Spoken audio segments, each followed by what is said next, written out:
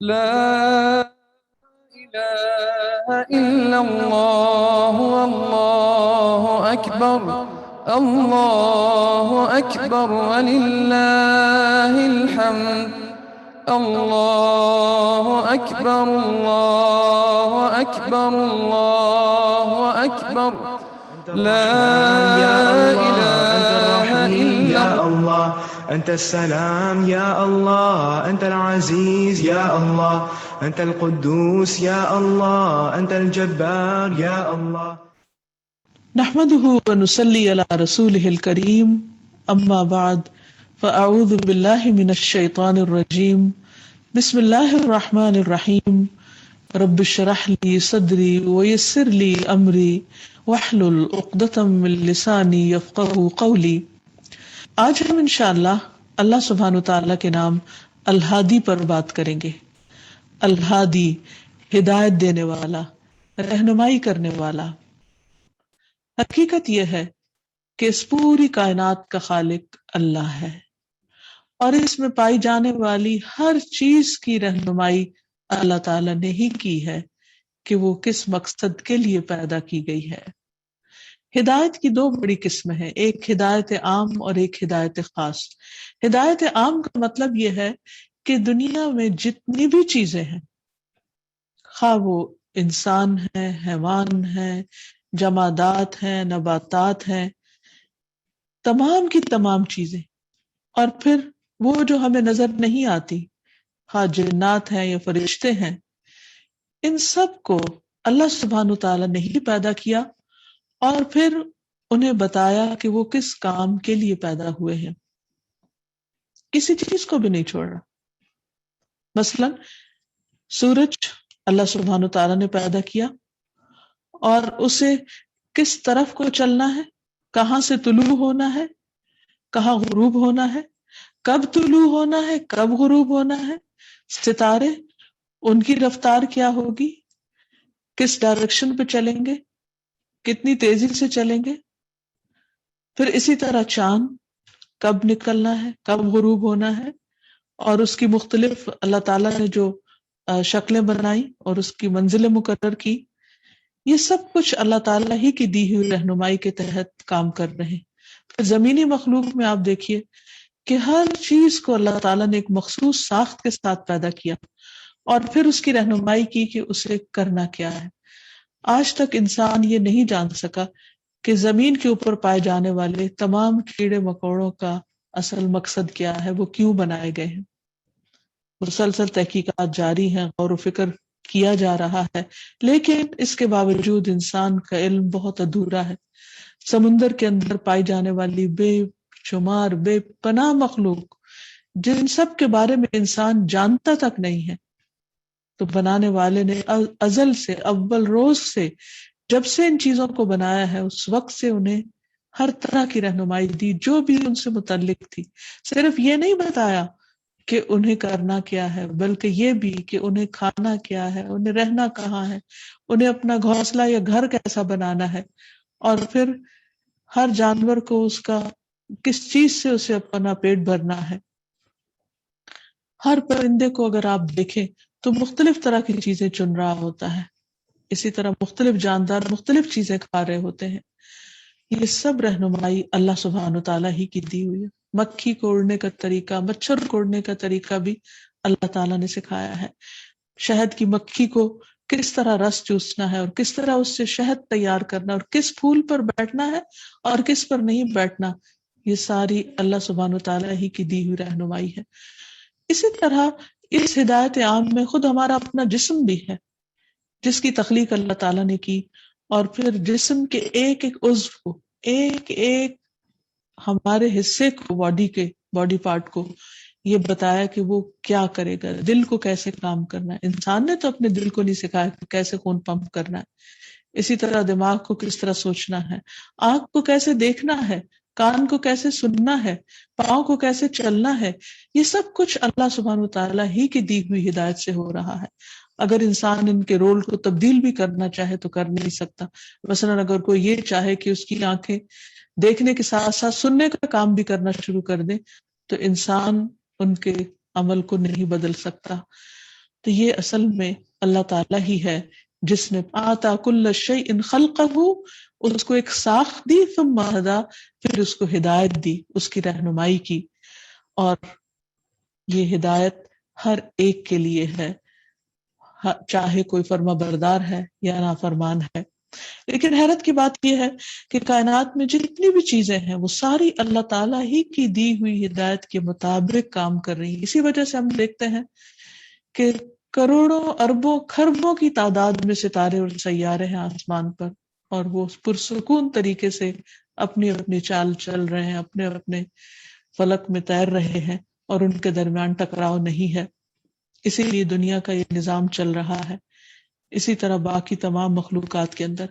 پھر دوسری ہے ہدایت خاص جو اللہ تعالیٰ اپنے مومن بندوں کو دیتا ہے، کہ جس کے ساتھ وہ اپنی زندگی کا مقصد پورا کرتے ہیں، ہدایت کے راستوں پر چلتے ہیں، اللہ تعالیٰ کی پسند کے کام کرتے ہیں، اور اس میں ان کی عبادت کے مختلف طریقے بھی ان کو بتائے گئے ہیں، کہ جیسے نماز کیسے پڑھنی، روزہ کیسے رکھنا، حج اور زکوٰۃ کیسے دینا ہے. یہ تمام چیزیں اللہ تعالیٰ نے انسانوں کو، اپنے بندوں کو خاص طور پر سکھائی ہے.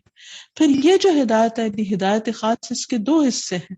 ایک ہے ہدایت توفیق، جس میں اللہ سبحانہ تعالیٰ کسی بھی بندے کو سیدھے راستے پر آنے کی، صحیح کام کرنے کی توفیق عطا کر دیتا ہے، اس کو اس چیز کی طرف راغب کر دیتا ہے، اور یہ دنیا کی سب سے بڑی نعمت ہے. اور دوسری ہے ہدایت ارشاد، جس کو کہتے ہیں کہ تعلیمات جو دی ہمیں قرآن و سنت کی روشنی میں، جس کے لیے اس نے تمام انبیاء کو بھیجا اور لوگوں پر ہدایت کے راستے واضح کیے. تو آئیے ہم دیکھتے ہیں اس تمہید کے بعد کہ اللہ سبحانہ تعالیٰ جو الہادی ہے، جس نے ہدایت کا ذمہ خود لیا، وہ کس طرح ہمیں ہدایت دیتا ہے. تو اس سلسلے میں سب سے پہلی بات تو یہ ہے کہ اللہ تعالیٰ ہی مطلقاً ہدایت دیتا ہے، یعنی باقی جتنے بھی لوگ ہدایت دینے والے ہیں وہ دراصل اسباب ہیں، ذرائع ہیں. مثلا اللہ تعالیٰ نے انسان کو ہدایت خاص کے لیے جب چنا تو ان کے لیے پیغمبر بھیجے، اور پیغمبروں کے پاس کتابیں بھیجی، پھر ان کی عملی زندگی کو لوگوں کے لیے ایک نمونہ بنایا. تو یہ اللہ سبحانہ وتعالیٰ ہی کا کام ہے، اور اسی نے یہ اسباب پیدا کیے ہیں. لیکن اصل توفیق جو ہے وہ اللہ تعالیٰ خود دیتا ہے. اسی لیے اللہ تعالیٰ فرماتے ہیں قرآن مجید میں، لَيْسَ عَلَيْكَ هُدَاهُمْ وَلَكِنَّ اللَّهَ يَهْدِي مَن يَشَاءُ. لوگوں کو راہ راست پر لانا آپ کی ذمہ داری نہیں، یہ اللہ ہی جسے چاہتا ہے ہدایت دیتا ہے، جس کو وہ چاہتا ہے سیدھا راستہ دکھاتا ہے. سورۃ الحج میں فرمایا وَأَنَّ اللَّهَ يَهْدِي مَن يُرِيدُ، اور یقیناً اللہ تعالیٰ اسے ہی ہدایت دیتا ہے جسے وہ چاہتا ہے. یعنی یہ اس کی اپنی چوائس ہے کہ کس کو سیدھے راستے پر آنے کی ہدایت دے. اب ہو سکتا ہے کہ بعض لوگوں کے ذہن میں یہ سوال پیدا ہو کہ پھر تو انسان کا کوئی قصور ہی نہیں ہے، کہ اگر کوئی بھٹکتا ہے یا غلط کام کرتا ہے تو پھر انسان کی ذمہ داری نہیں ہے. نہیں، ایسا نہیں. اللہ تعالیٰ کا یہ فیصلہ کہ کس کو ہدایت دینی ہے اور کس کو نہیں، سراسر عدل کا فیصلہ ہے، انصاف کا فیصلہ ہے. قرآن مجید سے ہمیں یہ بھی پتہ چلتا ہے کہ وہ ہدایت کیوں نہیں دیتا. مثلا ایک آیت سے سورۃ الجاثیہ کی، جس میں ہمیں یہ بات واضح ہو کر پتہ چلتی ہے کہ اللہ سبحانہ وتعالیٰ کب ہدایت نہیں دیتا. فرمایا افرأیت من اتخذ الہہ ہواہ وأضلہ اللہ علی علم وختم علی سمعہ وقلبہ وجعل علی بصرہ غشاوہ فمن یہدیہ من بعد اللہ افلا تذکرون. پھر کیا تو نے اس شخص کو دیکھا جس نے اپنا معبود اپنی خواہش کو بنا لیا، اور اللہ نے اسے علم کے باوجود گمراہ کر دیا، اور اس کے کان اور اس کے دل پر مہر لگا دی، اور اس کی آنکھ پر پردہ ڈال دیا. پھر اللہ کے بعد اسے کون ہدایت دے؟ تو کیا تم نصیحت حاصل نہیں کرتے؟ اس سے یہ پتہ چلتا ہے کہ جو شخص ہدایت لینا نہیں چاہتا، اللہ تعالیٰ کی بات ماننا نہیں چاہتا، اس کے برعکس، اس کے بالمقابل وہ اپنے نفس کی خواہشات کا اسیر ہے، اپنے دل کی مرضی کے مطابق زندگی بسر کرنا چاہتا ہے، اپنے دل کو اس نے الہ بنا رکھا، اپنے نفس کو اس نے خدا بنا رکھا ہے، تو ایسے شخص کو اللہ تعالیٰ علم کے باوجود بھی عمل کی توفیق نہیں دیتا، ہدایت نہیں دیتا، کیونکہ ایسا شخص بڑے سے بڑا اسکالر ہو سکتا ہے، بڑے سے بڑا عالم ہو سکتا ہے، لیکن وہ علم اس کے عمل میں ریفلیکٹ نہیں کرتا، نہیں جھلکتا، کیونکہ اس نے علم عمل کے لیے حاصل نہیں کیا، اس نے علم حاصل کیا دنیا میں عالم کہلانے کے لیے۔ تو پھر اللہ سبحانہ وتعالی دلوں کے حال ہم سے زیادہ جانتا ہے، تو اس کا فیصلہ سراسر عدل پر مبنی ہوتا ہے کہ وہ جس سے چاہے ہدایت دے اور جسے چاہے ہدایت نہ دے۔ اسی طرح ایک اور حدیث میں بھی آتا ہے، رسول اللہ صلی اللہ علیہ وسلم نے فرمایا، میں تو صرف پیغامات پہنچانے والا ہوں، اصل میں ہدایت اللہ تعالیٰ دیتا ہے۔ اسی لیے قرآن مجید میں یہ آیت بھی نازل ہوئی کہ انک لا تہدی من احببت ولکن اللہ یہدی من یشاء، بے شک آپ اس کو ہدایت نہیں دے سکتے جس سے آپ محبت رکھتے ہیں، بلکہ اللہ تعالیٰ ہی جسے چاہتا ہے ہدایت دیتا ہے۔ اسی لیے ہم دیکھتے ہیں کہ بعض اوقات والدین اپنی اولاد کی ہدایت کے لیے تڑپتے ہیں، روتے ہیں اور چاہتے ہیں کہ وہ سیدھے رستے پر آ جائیں اور اپنے آپ کو ہلاکت میں ڈالنے سے بچا لیں، لیکن بعض اوقات بہت ساری کوششوں کے باوجود ایسا ممکن نہیں ہوتا۔ جیسے نوح علیہ السلام کے بیٹے کی مثال قرآن مجید میں دی گئی کہ انہوں نے اپنے بیٹے کو ہر طرح سے سمجھایا، آخری وقت تک، یعنی جب تک عذاب آنے کو تھا وہ اسے سمجھاتے رہے کہ بیٹا تم ہمارے ساتھ کشتی میں سوار ہو جاؤ، لیکن بیٹے نے کہا کہ میں پہاڑ پر پناہ لے لوں گا اور میں ساتھ نہیں جاؤں گا۔ تو انہوں نے بتایا کہ نہیں، آج اللہ کے عذاب سے کوئی چیز نہیں بچا سکتی۔ آخر دم تک اب بھی وہ بات کر ہی رہے تھے کہ اتنے میں ایک پانی کا ریلا آیا اور بیٹے کو بہا کر لے گیا۔ تو حقیقت یہی ہے کہ انسان خواہ کسی چیز کی ہدایت کے لیے کتنا ہی بے چین کیوں نہ ہو، جب تک وہ شخص خود ہدایت نہ لینا چاہے، جب تک وہ شخص خود اپنی چوائس سے اس طرف نہ آنا چاہے، تو اللہ سبحانہ وتعالیٰ اتنی بڑی نعمت کو، کیونکہ اس دنیا میں سب سے بڑی نعمت سیدھے راستے کی ہدایت ہے، تو کسی کو بھی زبردستی نہیں دیتا، اس کے اوپر جبر نہیں کرتا۔ پھر اللہ تعالیٰ فرماتے ہیں کہ یہدی من یشاء الی صراط مستقیم، جسے چاہتا ہے سیدھے راستے کی ہدایت دیتا ہے۔ لیکن ہمیں کیا تلقین کی گئی کہ ہم ہر نماز کی ہر رکعت میں اللہ سبحانہ تعالیٰ سے ہدایت مانگتے رہیں۔ اسی لیے کوئی نماز ہوتی نہیں جب تک اس میں سورۃ الفاتحہ نہ پڑھی جائے، اور سورۃ الفاتحہ کا جو مرکزی نقطہ ہے اللہ کی عبادت کا وعدہ کرتے ہوئے اللہ سے ہدایت کی دعا کا، وہ ہے اہدنا الصراط المستقیم، کہ اللہ تو ہمیں سیدھا راستہ دکھا۔ کیونکہ جب تک اللہ تعالیٰ توفیق نہ دے اور جب تک اللہ تعالیٰ ہمیں ہدایت نہ دے تو ہم سیدھے راستے پر نہیں جا سکتے، خواہ کوئی ہمارے لیے کتنا بھی کیوں نہ چاہتا ہو۔ پھر اسی طرح ایک اور جگہ پر آتا ہے کہ حق کی طرف ہدایت دینے والا بھی اللہ ہے۔ سورۃ یونس میں فرمایا، قل هل من شرکائکم من یہدی الی الحق قل اللہ یہدی للحق افمن یہدی الی الحق احق ان یتبع ام من لا یہدی الا ان یہدی فما لکم کیف تحکمون۔ آپ ان سے پوچھئے، تمہارے شریکوں میں کوئی ایسا بھی ہے جو حق کی طرف رہنمائی کر سکے؟ یعنی اللہ کے علاوہ کوئی اور ایسا ہے جو حق کی راہ دکھائے؟ آپ کہیے اللہ ہی حق کی طرف رہنمائی کرتا ہے، بھلا وہ جو حق کی طرف رہنمائی کرے وہ اتباع کا زیادہ حقدار ہے، یعنی اس کو فالو کیا جائے، یا وہ جو خود بھی راہ نہیں پا سکتا، یعنی اسے خود بھی نہیں پتا کہ وہ کدھر کو جا رہا ہے، اللہ یہ کہ اسے راہ بتائی جائے، یعنی وہ خود ہدایت کا محتاج ہے۔ پھر تمہیں کیا ہو گیا ہے، تم کیسے فیصلے کرتے ہو؟ یعنی اصل بات یہ ہے کہ انسان تو خود ہدایت کے محتاج ہے، اور اللہ کے علاوہ جتنی باقی مخلوق میں سے جو بھی کوئی چیز اللہ نے بنائی وہ سب ہدایت کے محتاج ہے۔ تو جو خود محتاج ہو وہ دوسرے کو کیسے ہدایت دے سکتا ہے؟ پھر اسی طرح یہ ہے کہ انسان اگر اللہ تعالیٰ کی طرف رجوع کرتا ہے اور محنت کرتا ہے اور کوشش کرتا ہے تو اللہ سبحانہ و تعالیٰ اس کی اس کوشش کا قدردان ہوتا ہے. اسی لیے اللہ تعالیٰ فرماتے ہیں کہ والذین جاہدوا فینا لنہدینہم سبلنا، وہ لوگ جو ہمارے راستے میں جدوجہد کریں گے، سخت محنت کریں گے، یعنی ہدایت کے لیے کوشش بھی کریں گے، تو ہم ضرور انہیں اپنے رستوں کی ہدایت دیں گے. تو کوشش شرط ہے، یعنی انسان کو اپنا انٹرسٹ شو کرنا چاہیے. اگر کوئی شخص مثلاً صحت کا طالب ہی نہیں تو ڈاکٹر کے پاس زبردستی اس کو لے بھی جائے، وہ دوا لکھ بھی دے، دوا خرید بھی لی جائے، لیکن اگر کوئی شخص دوا کھاتا ہی نہیں تو اس کو صحت کیسے ہو سکتی ہے؟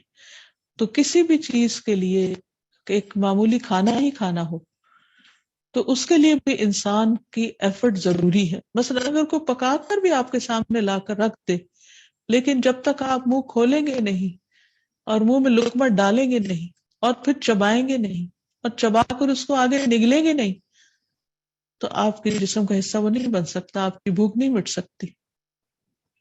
اسی طرح اگر آپ کے آس پاس سارے لوگ ہدایت یافتہ ہوں، بہت کچھ جاننے والے ہوں، لیکن آپ کی اپنی طلب نہ ہو، جیسے کسی کی بھوک نہیں ہوتی تو اچھے سے اچھے کھانے اس کے لیے اپنے اندر کوئی اٹریکشن نہیں رکھتے، تو اسی طرح جس کو ہدایت کی طلب نہ ہو اور وہ اس کے لیے کوشش نہ کرے اور وہ اس کے لیے اللہ کی طرف پلٹے نہ، تو اس کے لیے بھی ہدایت کی طرف آنا مشکل ہے.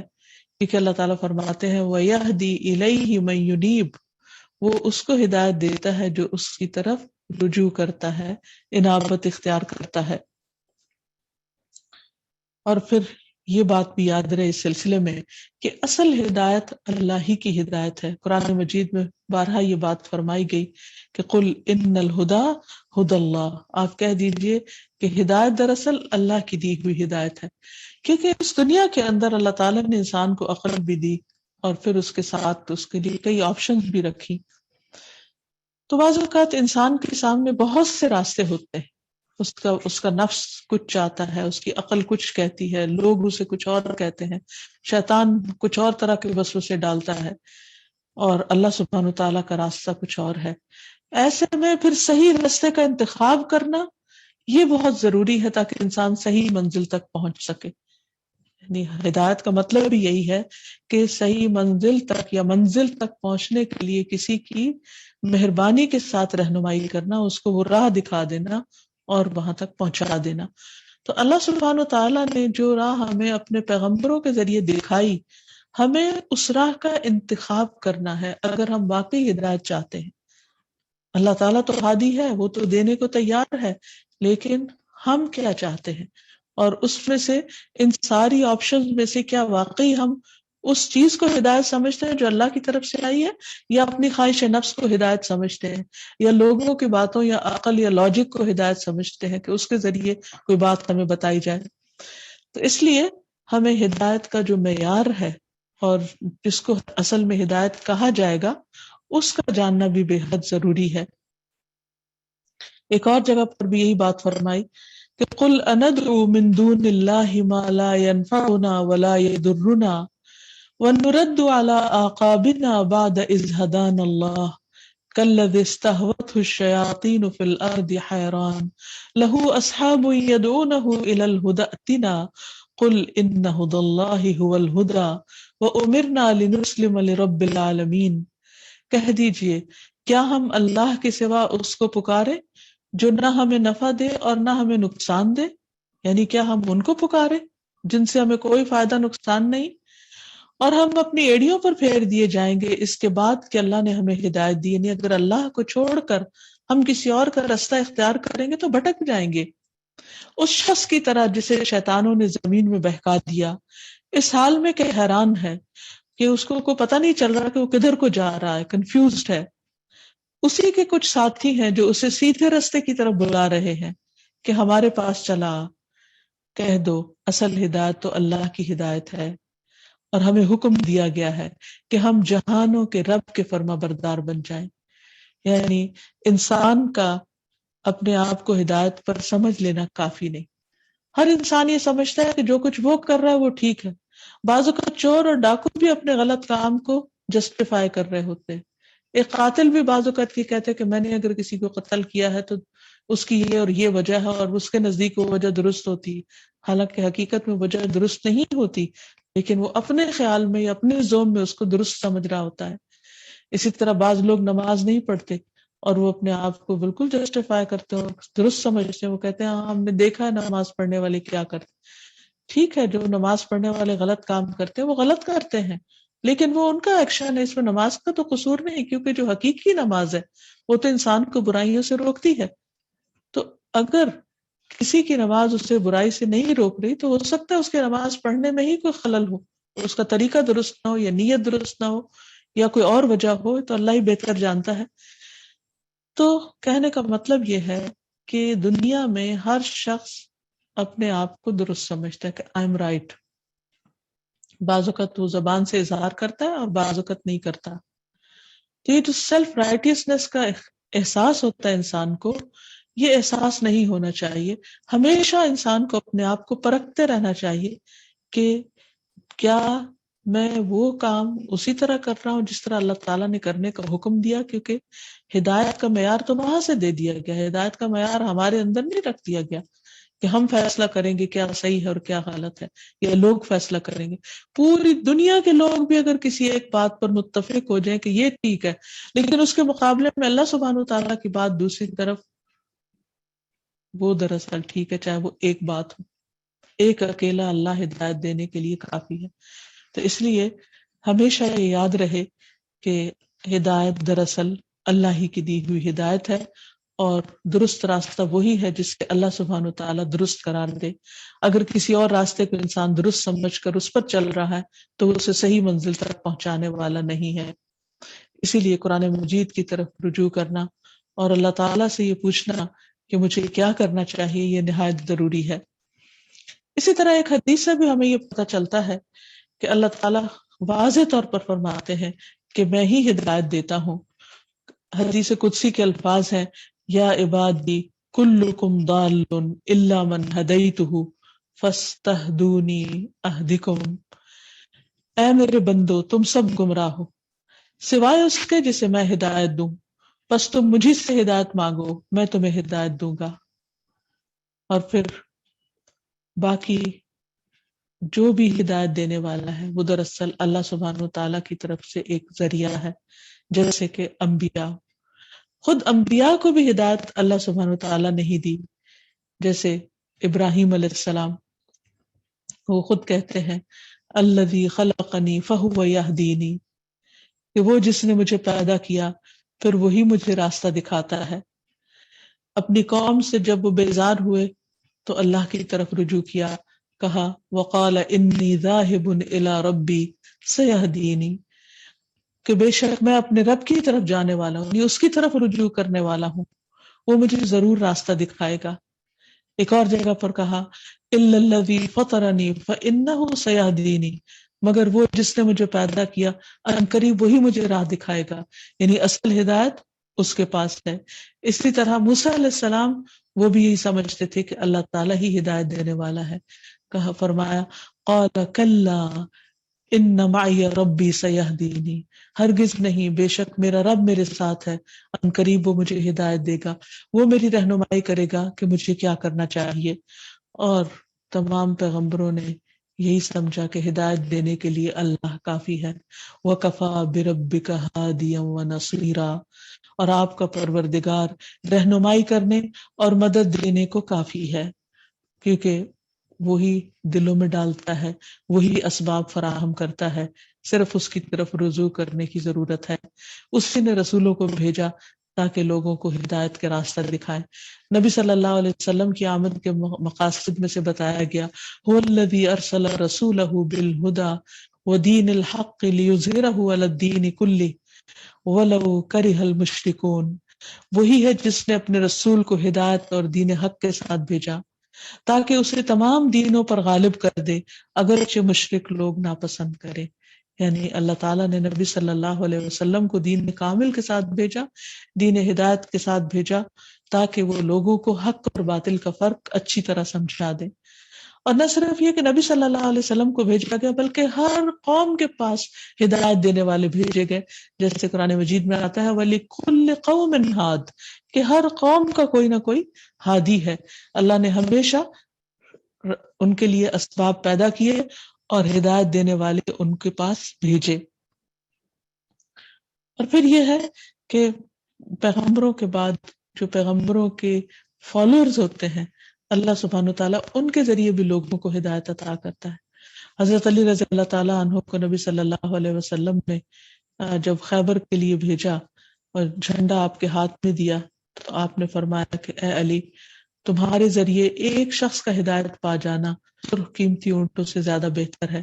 گویا بتایا ہی جا رہا تھا کہ اگر تم کسی کے سیدھے راستے پر آنے کا ذریعہ بنو گے تو یہ دنیا کی دولت سے کہیں زیادہ بہتر ہے، کیونکہ جب انسان میدان جنگ میں جا رہا ہوتا ہے تو بعض اوقات مال غنیمت کی طرف بھی خیال آ جاتا ہے کہ اگر مجھے کامیابی ہوگی تو دنیا کا یہ اور یہ فائدہ ہوگا، لیکن وہاں نبی صلی اللہ علیہ وسلم نے اپنے پیارے ساتھیوں کا رخ آخرت کی طرف موڑ دیا اور وہاں کے اجر و ثواب کو زیادہ بڑا بتایا کہ تم اگر کسی کی ہدایت کا ذریعہ بنو گے تو وہ دنیا کے مال غنیمت سے کہیں زیادہ ہوگا فائدہ مند۔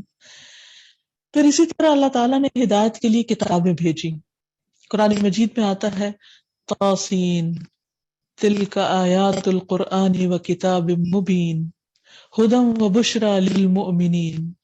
طاسین، یہ قرآن اور وضاحت کرنے والی کتاب کی آیات ہیں، مومنوں کے لیے ہدایت اور بشارت ہے۔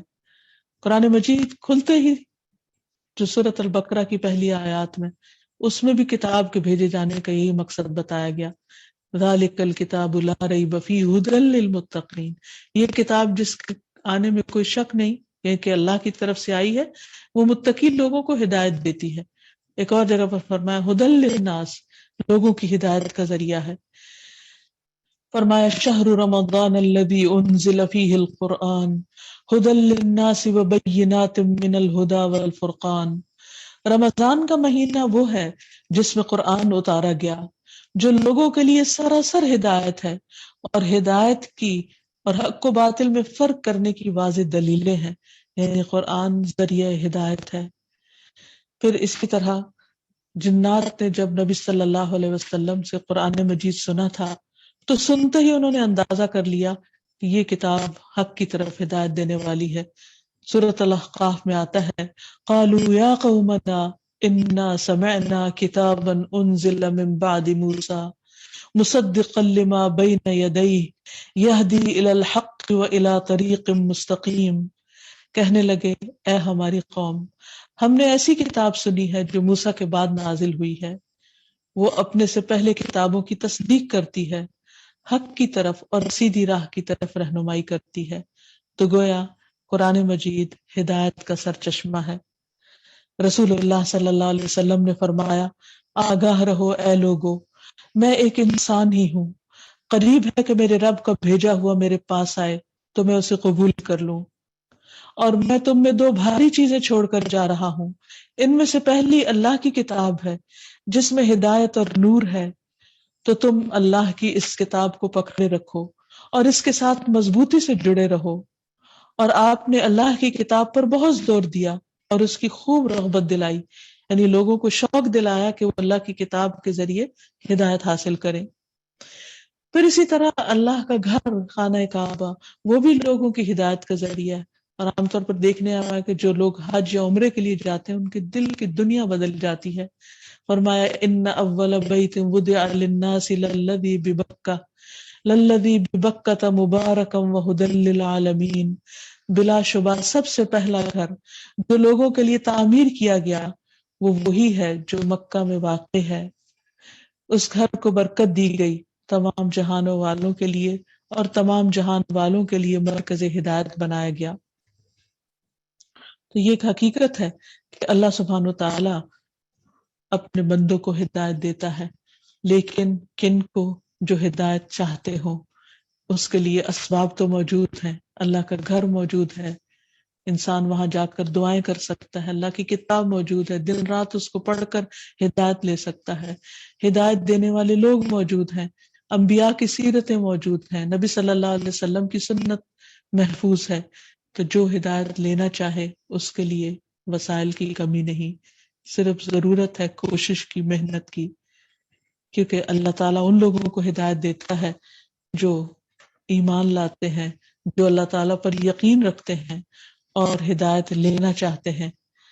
اور پھر اللہ تعالیٰ صرف ہدایت نہیں دیتے بلکہ ان کو ہدایت میں ترقی بھی دیتے چلے جاتے ہیں. یعنی ہدایت کا پروسیس ایسا نہیں کہ ایک دفعہ راستہ مل گیا اور بس وہیں رک گئے، نہیں، اس میں انسان پھر ایک ایک سٹیپ کر کے اوپر بڑھتا چلا جاتا ہے.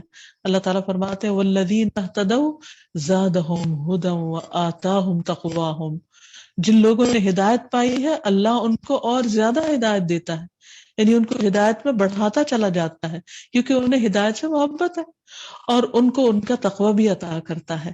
یعنی صرف ہدایت نہیں ملتی بلکہ تقوی بھی ملتا ہے. ایک اور جگہ پر فرمایا وَيَزِيدُ اللَّهُ الَّذِينَ اهْتَدَوْا هُدًى، اور اللہ ان لوگوں کو جنہوں نے ہدایت پائی ہدایت میں زیادہ کر دیتا ہے. پھر اسی طرح اللہ تعالیٰ ان لوگوں کو جو اس کی طرف رجوع کرتے ہیں ان کو ہدایت دیتا ہے، لیکن کن کو ہدایت نہیں دیتا؟ جو رب کا انکار کر دیں، جس نے ان کے لیے ہدایت کا انتظام کیا، جو ایمان نہ لائیں، جو سیدھے راستے پر نہ چلیں، اور جو اس کی نشانیاں دیکھ کر بھی نہ مانے. جیسے ابراہیم علیہ السلام اور نمرود کے درمیان جو مکالمہ ہوا تو نمرود نے ساری نشانیاں دیکھ لی لیکن بالآخر انکار کر دیا. سورۃ البقرہ میں آتا ہے کیا تو نے اس شخص کو نہیں دیکھا جس نے ابراہیم سے اس کے رب کے بارے میں جھگڑا کیا؟ اس لیے کہ اللہ نے اسے حکومت دی تھی. جب ابراہیم نے کہا کہ میرا رب وہ ہے جو زندگی بخشتا اور موت دیتا ہے، اس نے کہا میں زندگی بخشتا ہوں اور موت دیتا ہوں.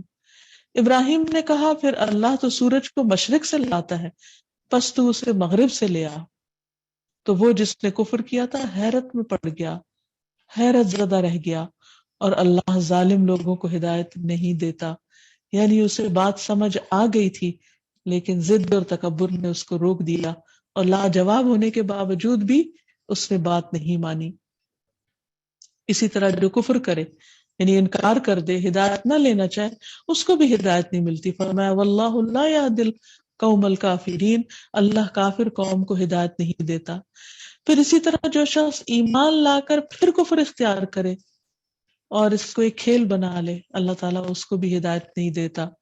فرمایا کیف یہدی اللہ قوما کفروا بعد ایمانہم وشہدوا ان الرسول حق وجاءہم البینات واللہ لا یہدی القوم الظالمین. اللہ ان لوگوں کو کیسے ہدایت دے گا جنہوں نے اپنے ایمان کے بعد کفر کیا، اس کے بعد کہ انہوں نے شہادت دی کہ یقیناً یہ رسول سچا ہے اور ان کے پاس واضح دلیلیں آ چکی، اور اللہ ظالم لوگوں کو ہدایت نہیں دیتا.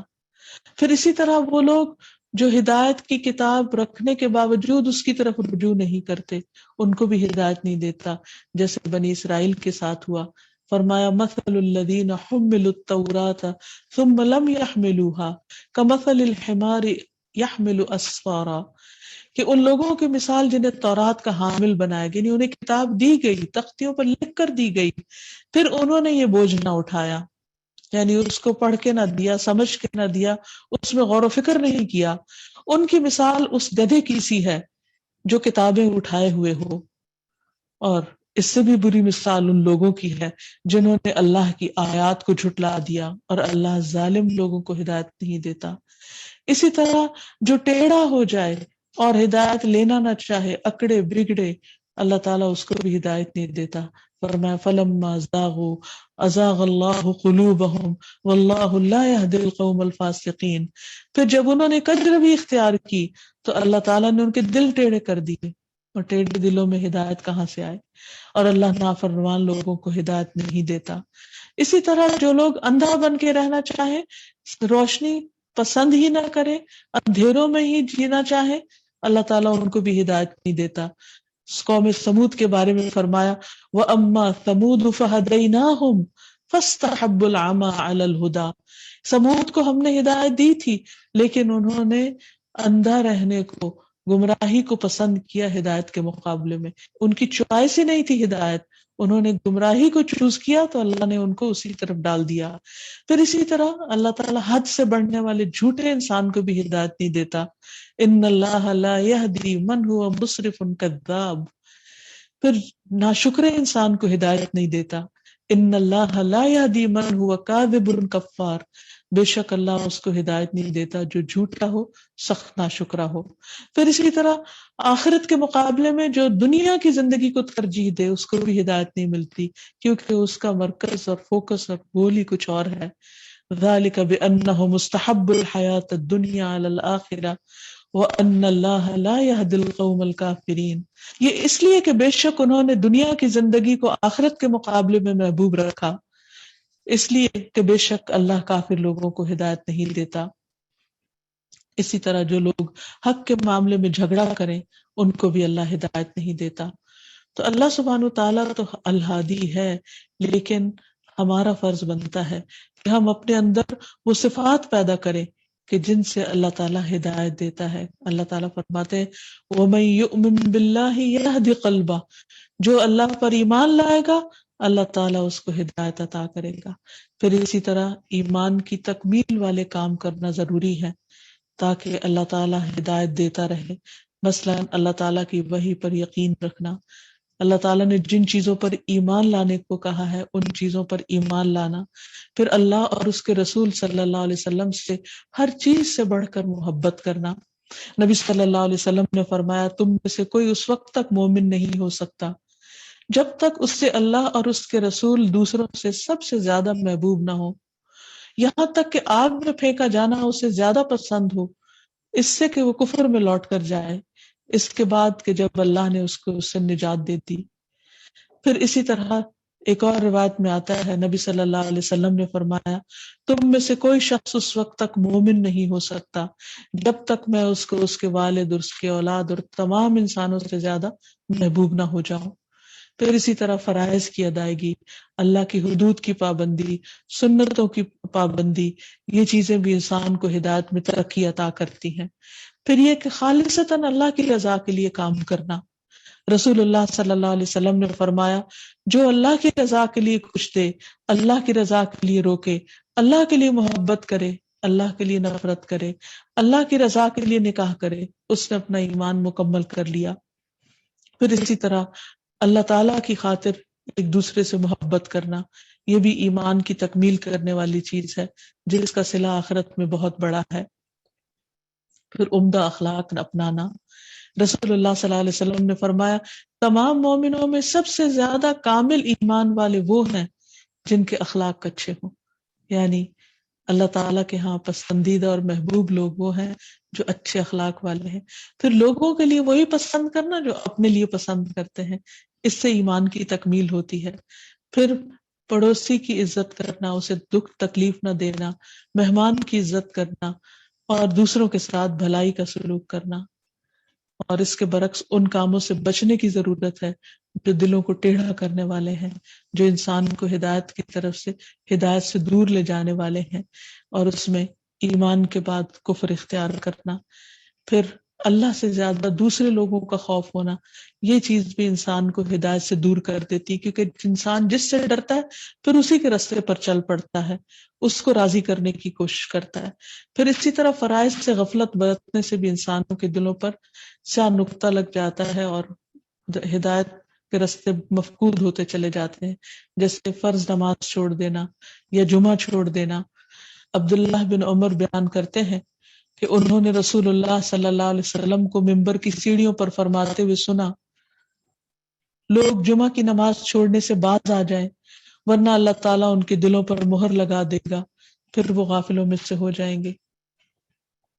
اسی طرح بلا عذر نماز چھوڑ دینا، اس سے بھی انسان سستی کی وجہ سے جب چھوڑ دیتا ہے تو اس کے دل پر مہر لگ جاتی، پھر نماز پڑھنے کی خواہش نہیں رہتی. پھر اسی طرح نیکی کے کاموں میں سستی، پیچھے رہنا، اور پھر قرآن میں غور و فکر نہ کرنا، علم سے دوری اور علم کی مجلسوں سے کوئی دلچسپی کا نہ ہونا. پھر آیات سے نصیحت حاصل نہ کرنا، یعنی قرآن تو پڑھنا لیکن صرف ایک رٹے ہوئے انداز میں پڑھتے چلے جانا اور کچھ بھی غور و فکر نہ کرنا، تدبر نہ کرنا، اس سے کوئی نصیحت نہ لینا. پھر اسی طرح گناہ کرنا، کیونکہ گناہ جو ہے اللہ کی نافرمانی کے جو بھی کوئی کام ہے وہ سب انسان کے دل کو مردہ کر دیتے ہیں، اور جب انسان کا دل مردہ ہو جاتا ہے تو پھر اس کے اندر نیکی کی رغبت نہیں رہتی، صحیح راستے پر چلنا اس کو بہت ہی مشکل لگتا ہے. پھر کئی گناہ ایسے ہوتے ہیں کہ جن کی وجہ سے انسان کا دل ٹیڑھا ہو جاتا ہے، اور جب دل ٹیڑھا ہو جاتا ہے تو ہدایت کی بات اس میں نہیں آتی. پھر دنیا کی محبت اور موت سے نفرت، یہ بھی انسان کو حق اور ہدایت سے دور لے جاتا ہے. رسول اللہ صلی اللہ علیہ وسلم نے فرمایا، قریب ہے کہ تم پر دنیا کی اقوام چڑھ آئیں گی جیسے کھانے والوں کو کھانے کے پیالے پر دعوت دی جاتی ہے. کسی نے عرض کیا، یا رسول اللہ صلی اللہ علیہ وسلم، کیا ہم اس وقت بہت کم ہوں گے؟ فرمایا کہ نہیں، بلکہ تم اس وقت بہت کثرت سے ہوگے، لیکن تم سیلاب کے اوپر چھائے ہوئے خسف خاشاک کی طرح ہوگے، تنکوں کی طرح، اور اللہ تعالیٰ تمہارے دشمن کے سینوں سے تمہارا روب نکال دے گا، اور اللہ تعالیٰ تمہارے قلوب میں وہن ڈال دے گا. کسی نے کہا، یا رسول اللہ، وہن کیا چیز ہے؟ فرمایا، دنیا کی محبت اور موت کی ناپسندیدگی. تو جب دنیا کی محبت زیادہ ہو جائے اور آخرت کی فکر نہ ہو تو ایسی صورت میں انسان ہدایت سے بہت دور ہو جاتا ہے، دل سخت ہو جاتے ہیں. جھوٹ بولنے کی وجہ سے بھی انسان کے اندر نفاق پیدا ہو جاتا ہے، اور جب نفاق پیدا ہو جاتا ہے تو پھر ہدایت کی بات اچھی نہیں لگتی. تو اس ساری بات کا خلاصہ یہ ہے کہ ہدایت اللہ کے ہاتھ میں ہے، جسے چاہتا ہے عطا کرتا ہے، لیکن اللہ تعالیٰ ان لوگوں کے لیے چاہتا ہے کہ جو ہدایت کو پسند کریں. ہدایت اللہ تعالیٰ کی سب سے بڑی نعمت ہے، اور یہ انہیں کو دیتا ہے جو اس نعمت کے قدردان ہو. تو اللہ تعالیٰ سے ہمیں دعا بھی کرنی چاہیے اور کوشش بھی کرنی چاہیے، اور دعا میں خاص طور پر جب نماز کے اندر ہم اہدنا الصراط المستقیم کہیں تو پوری توجہ اور شوق کے ساتھ کہیں، کیونکہ ایک نماز سے دوسری نماز کے بیچ میں کئی ایسی چیزیں پیش آ جاتی ہیں کہ انسان کنفیوژن کا شکار ہو جاتا ہے کہ صحیح کیا ہے اور غلط کیا ہے، مجھے کیا کرنا چاہیے اور کیا نہیں کرنا چاہیے. اسی طرح وطر کی نماز میں جو دعا سکھائی گئی، اللہم اہدنی فیمن ہدیت، اس کو بھی پڑھنا چاہیے. پھر اسی طرح دل کے ٹیڑھا ہونے سے بچنے کی دعا کرنی چاہیے جو قرآن مجید میں سکھائی گئی ہے، ربنا لا تزغ قلوبنا بعد اذ ہدیتنا وہب لنا من لدنک رحمہ انک انت الوہاب. اے ہمارے رب، ہمارے دل ٹیڑھے نہ کر اس کے بعد کہ تو نے ہمیں ہدایت دی، اور ہمیں اپنے پاس سے رحمت عطا فرما، بے شک تو ہی بے حد عطا کرنے والا ہے. پھر اسی طرح ہدایت کے ملنے پر شکر گزار ہونا، کہ اللہ تعالیٰ کا شکر ہے کہ وہ ہمیں اپنی راہ پر چلا رہا ہے، اس پر شرمندہ نہ ہونا. پھر ایک اور دعا ہے، اللہم انی اسألک الہدی والتقی والعفاف والغنی. اے اللہ، میں تجھ سے ہدایت، تقوی، پاک دامنی اور غنا مانگتا ہوں. اسی طرح حضرت علی رضی اللہ تعالیٰ عنہ سے روایت ہے کہ رسول اللہ صلی اللہ علیہ وسلم نے مجھے فرمایا کہ یہ دعا مانگا کرو، اللہم اہدنی وسددنی، اے اللہ مجھے ہدایت عطا فرما اور سیدھا رکھ. اور ہدایت کے وقت اپنے راستے کی ہدایت اور سیدھے کرنے کی دعا کے وقت تیر کے سیدھا ہونے کو پیش نظر رکھو، یعنی بالکل سیدھا، یعنی انسان امیجن کرے کہ وہ بالکل سیدھے راستے پر چل رہا ہے. اور پھر اللہ تعالیٰ سے ہدایت پر ثابت قدمی کی دعا کہ یا مقلب القلوب ثبت قلبی علی دینک.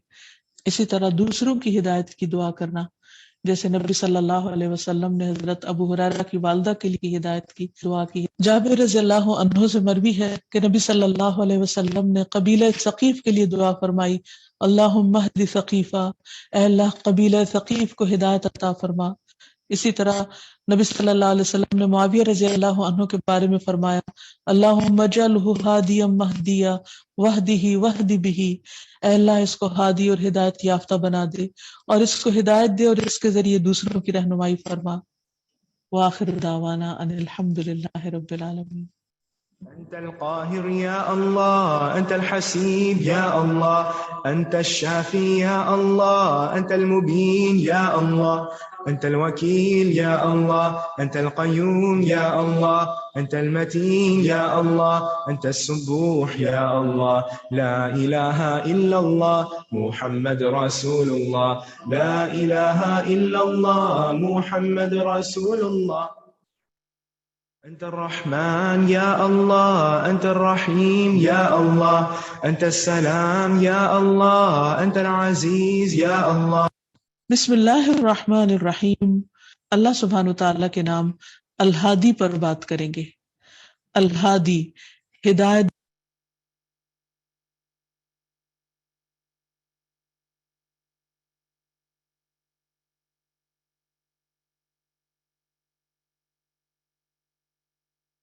أنت الرحمن يا الله، أنت الرحيم يا الله، أنت السلام يا الله، أنت العزيز يا الله، أنت القدوس يا الله، أنت الجبار يا الله. ولله الأسماء الحسنى فادعوه بها.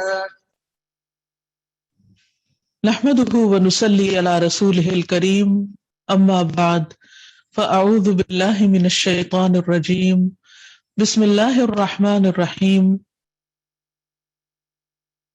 رب اشرح لي صدری ويسر لي امری واحلل عقدۃ من لسانی یفقہوا قولی.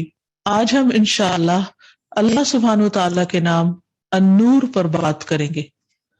نور، اللہ تعالیٰ نور ہے آسمان و زمین کا. وہ خود بھی نور ہے اور اسی نے نور کو پیدا کیا اور مختلف چیزوں کو نور عطا کیا. اس نے فرشتوں کو نور سے پیدا کیا. اس نے اپنے احکامات بھیجے اور انہیں نور قرار دیا. اپنی کتاب کو نور کہا، اپنے پیغمبر کو نور کہا، اور پھر ہدایت اور ایمان کو بھی نور قرار دیا. تو آئیے ہم دیکھتے ہیں کہ قرآن و سنت کی روشنی میں ہمیں اللہ سبحانہ وتعالیٰ کے اسلام کے بارے میں کیا رہنمائی ملتی ہے. سب سے پہلے تو یہ کہ اللہ ہی زمین و آسمان کا نور ہے. قرآن مجید میں آتا ہے اللہ نور السماوات والارض مثل نورہ کمشکاۃ فیہا مصباح المصباح فی الزجاجہ الزجاجۃ کأنہا کوكب دري يوقد من شجرة مباركة زيتونة لا شرقية ولا غربية يكاد زيتها يضيء ولو لم تمسسه نار نور على نور يهدي الله لنوره من يشاء ويضرب الله الأمثال للناس والله بكل شيء عليم. اللہ آسمان و زمین کا نور ہے. اس کے نور کی مثال ایک طاق کی سی ہے، نیش جس میں ایک چراغ ہے، یعنی مومن کا دل. وہ چراغ ایک فانوس میں ہے. وہ فانوس گویا چمکتا ہوا تارا ہے، یعنی فطری روشنی جو اللہ تعالیٰ نے عطا کی. وہ چراغ ایک مبارک درخت زیتون سے روشن کیا جاتا ہے جو نہ مشرق میں ہوتا ہے نہ مغرب میں. اس کا تیل قریب ہے کہ روشن ہو جائے، خواہ اس کے آگ نے نہ چھوا ہو. نور پر نور ہے. اللہ اپنے نور کی طرف جس کی چاہتا ہے رہنمائی کرتا ہے. اللہ لوگوں کے لیے مثالیں بیان کرتا ہے اور اللہ ہر چیز کو خوب جاننے والا ہے. یعنی اللہ سبحانہ وتعالیٰ خود بھی نور ہے اور اس نے پوری کائنات کو روشن کیا، اور مومن کے دل کو نور ہدایت بھی اسی نے عطا کیا. اور پھر وہی توفیق دیتا ہے کہ انسان اس نور میں، اس روشنی میں ہدایت کی راہوں پر چلتا رہے. اللہ تعالیٰ فرماتے ہیں افمن کان میتا فاحییناہ، کیا بھلا وہ جو مردہ تھا پھر ہم نے اس کو زندہ کیا. وجعلنا لہ نورا یمشی بہ فی الناس، اور ہم نے اس کے لیے ایک نور بنایا جس کے ساتھ وہ لوگوں کے درمیان چلتا ہے. گویا یہ اللہ تعالیٰ کی وہ ہدایت ہے، توفیق ہے، روشنی ہے، سیدھے راستے پر چلنے کی توفیق ہے جو اللہ تعالیٰ اپنے بندے کو دیتا ہے، جس کی وجہ سے وہ لوگوں میں رہتے ہوئے بھی سیدھے راستے پر اللہ کی پسند کے راستے پر چلتا رہتا ہے. اور یہ سب کچھ اللہ تعالیٰ ہی کے دینے سے ہوتا ہے. پھر یہ کہ اللہ سبحانہ تعالیٰ ایسا نور ہے جسے کسی دنیا کے نور سے تشبیہ نہیں دی جا سکتی اور جسے دیکھا بھی نہیں جا سکتا.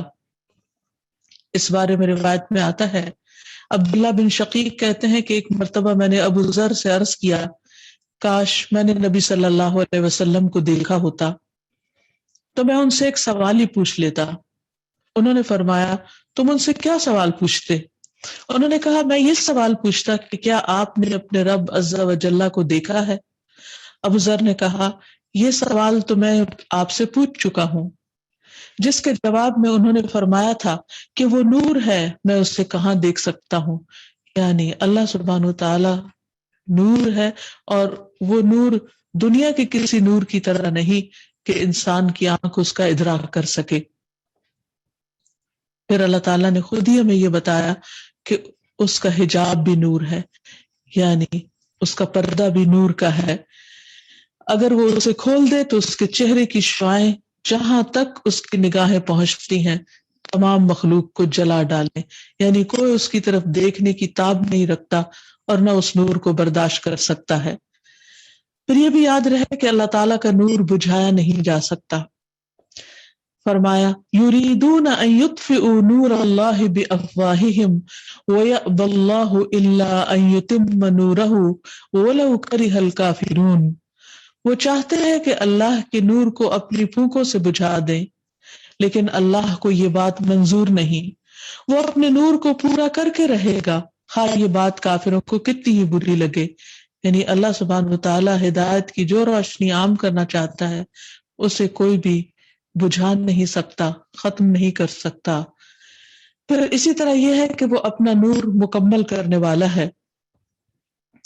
فرمایا یریدون لیطفئوا نور اللہ بافواہہم، وہ چاہتے ہیں کہ اللہ کے نور کو اپنے منہوں کے ساتھ، اپنی پھونکوں کے ساتھ اس چراغ کو بجھا دیں۔ واللہ متم نورہ، اللہ اپنے نور کو تمام کرنے والا ہے۔ ولو کرہ الکافرون، اگرچہ کافر اس کو کتنا ہی ناپسند کیوں نہ کریں۔ یعنی جو لوگ اس نور کا انکار کرتے ہیں، اس نور کے ہوتے ہوئے بھی وہ آنکھیں بند کیے ہوئے ہیں اور ہدایت کو نہیں دیکھ پاتے۔ اللہ تعالیٰ کی کائنات میں ہر طرف نشانیاں بکھری ہوئی ہیں، روشن نشانیاں جن کی طرف اللہ تعالیٰ بار بار متوجہ کرتے ہیں، تو جو لوگ ان نشانیوں کو نہیں دیکھتے اور ان سے ہدایت نہیں پاتے، اللہ سبحانہ وتعالیٰ ایسے لوگوں کو پھر ہدایت نہیں دیتا۔ اور ایسے لوگ جب یہ کوشش کرتے ہیں کہ دوسرے بھی دیکھ نہ پائیں تو اللہ تعالیٰ جسے چاہتا ہے اپنی رحمت سے ہدایت دیتا ہے، اور ایسے لوگوں کے مذموم ارادوں کو اللہ تعالیٰ پنپنے نہیں دیتا۔ پھر اسی طرح قیامت کے دن اللہ کے نور سے زمین چمک اٹھے گی۔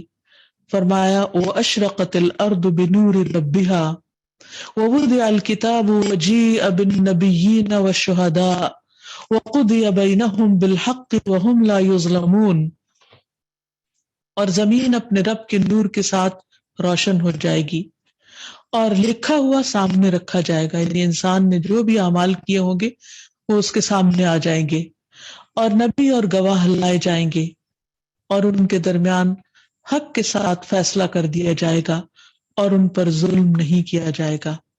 یعنی قیامت کے دن ہر چیز اتنی روشن ہو جائے گی کہ کوئی بھی چیز کسی سے اوجھل نہ ہوگی، انسان کو ہر حقیقت پوری کی پوری نظر آ رہی ہوگی، اور کسی چیز کو بھی وہ چھپا نہ سکے گا، نہ اپنے اعمال کو، نہ اپنے ارادوں کو، نہ نیتوں کو، اور جو کام اس نے دنیا میں چھپ کر کیے وہ بھی بالکل سب عیاں ہو جائیں گے، ظاہر ہو جائیں گے۔ دلوں میں چھپا ہوا کفر، شرک، نفاق، وہ سب بھی کھل کر سامنے آ جائے گا، اور انسان اس وقت پچھتائے گا کہ میرے اعمال نامے کی کتاب کو کیا ہے، کس نے نہ کوئی چھوٹی چیز چھوڑی اور نہ بڑی، ہر چیز کو شمار کر رکھا ہے۔ پھر دوسری بات یہ سمجھنے کی ہے اللہ تعالیٰ کے اس نام کے سلسلے میں کہ اللہ سبحانہ تعالیٰ ہی نور کا پیدا کرنے والا ہے اور پوری کائنات کو اسی نے منور کیا ہے، اسی وجہ سے ہم مختلف چیزوں کو دیکھ پاتے ہیں۔ رسول اللہ صلی اللہ علیہ وسلم نے فرمایا کہ اللہ عز و جل نے نور کو بدھ کے دن پیدا کیا، یعنی مختلف کام مختلف دنوں میں جو کیے تو نور کو بدھ کے دن پیدا کیا۔ پھر یہ کہ سورج اور چاند کو نور دینے والا بھی وہی ہے۔ فرمایا هو الذی جعل الشمس ضیاء والقمر نورا، وہی ہے جس نے سورج کو تیز روشنی اور چاند کو نور بنایا۔ پھر فرمایا الم تروا کیف خلق اللہ سبع سماوات طباقا وجعل القمر فیہن نورا وجعل الشمس سراجا، کیا تم نے دیکھا نہیں کہ کس طرح اللہ نے 7 آسمانوں کو اوپر تلے پیدا کیا اور اس نے ان میں چاند کو نور بنایا اور سورج کو چراغ بنا دیا، کیا تم دیکھتے نہیں کہ کس طرح یہ ساری نشانیاں کائنات میں بکھری ہوئی ہیں اور اللہ سبحانہ وتعالیٰ کی عظیم قدرت کو ظاہر کر رہی ہیں۔ اور پھر یہ کہ اللہ تعالیٰ نے فرشتوں کو بھی نور سے بنایا، ہم نے فرشتوں کو نہیں دیکھا، اللہ تعالیٰ نے ہمیں خود بتایا، جس کی وجہ سے ہم اس پر ایمان رکھتے ہیں۔ حضرت عائشہ سے روایت ہے کہ رسول اللہ صلی اللہ علیہ وسلم نے فرمایا کہ فرشتوں کو اللہ تعالیٰ نے نور سے بنایا یا فرشتوں کو نور سے پیدا کیا گیا، ان کی اصل حقیقت تو اللہ تعالیٰ ہی کو معلوم ہے۔ پھر اسی طرح ہمیں یہ بات بھی پتہ چلتی ہے کہ حجر اسود اور مقام ابراہیم کا بھی نور تھا، لیکن اللہ سبحانہ وتعالیٰ نے اس کو اس طرح نمایاں نہیں کیا جس طرح سورج اور چاند کو کیا۔ عبداللہ بن عمر سے روایت ہے، فرماتے ہیں میں نے رسول اللہ صلی اللہ علیہ وسلم کو فرماتے ہوئے سنا، آپ کعبہ سے ٹیک لگائے ہوئے تھے، آپ نے فرمایا حجر اسود اور مقام ابراہیم جنت کے یاقوتوں میں سے 2 یاقوت ہیں، اگر اللہ ان کے نوروں کو نہ بجھاتا تو مشرق و مغرب کے درمیان ہر چیز کو روشن کر دیتے، یعنی ان کی بھی روشنی اسی طرح ہوتی جیسے ستاروں کی روشنی ہے۔ پھر اسی طرح نور سے مراد صرف ظاہری نور ہی نہیں بلکہ باطنی نور بھی ہوتا ہے۔ انسان کو اللہ تعالیٰ نے دیکھنے کے لیے، اس نور کو پہچاننے کے لیے آنکھیں دی ہیں جو ظاہر کی چیزوں کے نور کو اور روشنی کو دیکھتی ہیں، لیکن اللہ تعالیٰ نے ہمارے دل کو بھی بصیرت کی نگاہیں دی ہیں کہ جو اس سے آگے کے نور کو بھی دیکھ سکتی ہیں، پہچان سکتی ہیں، اور وہ ہے حق کا نور۔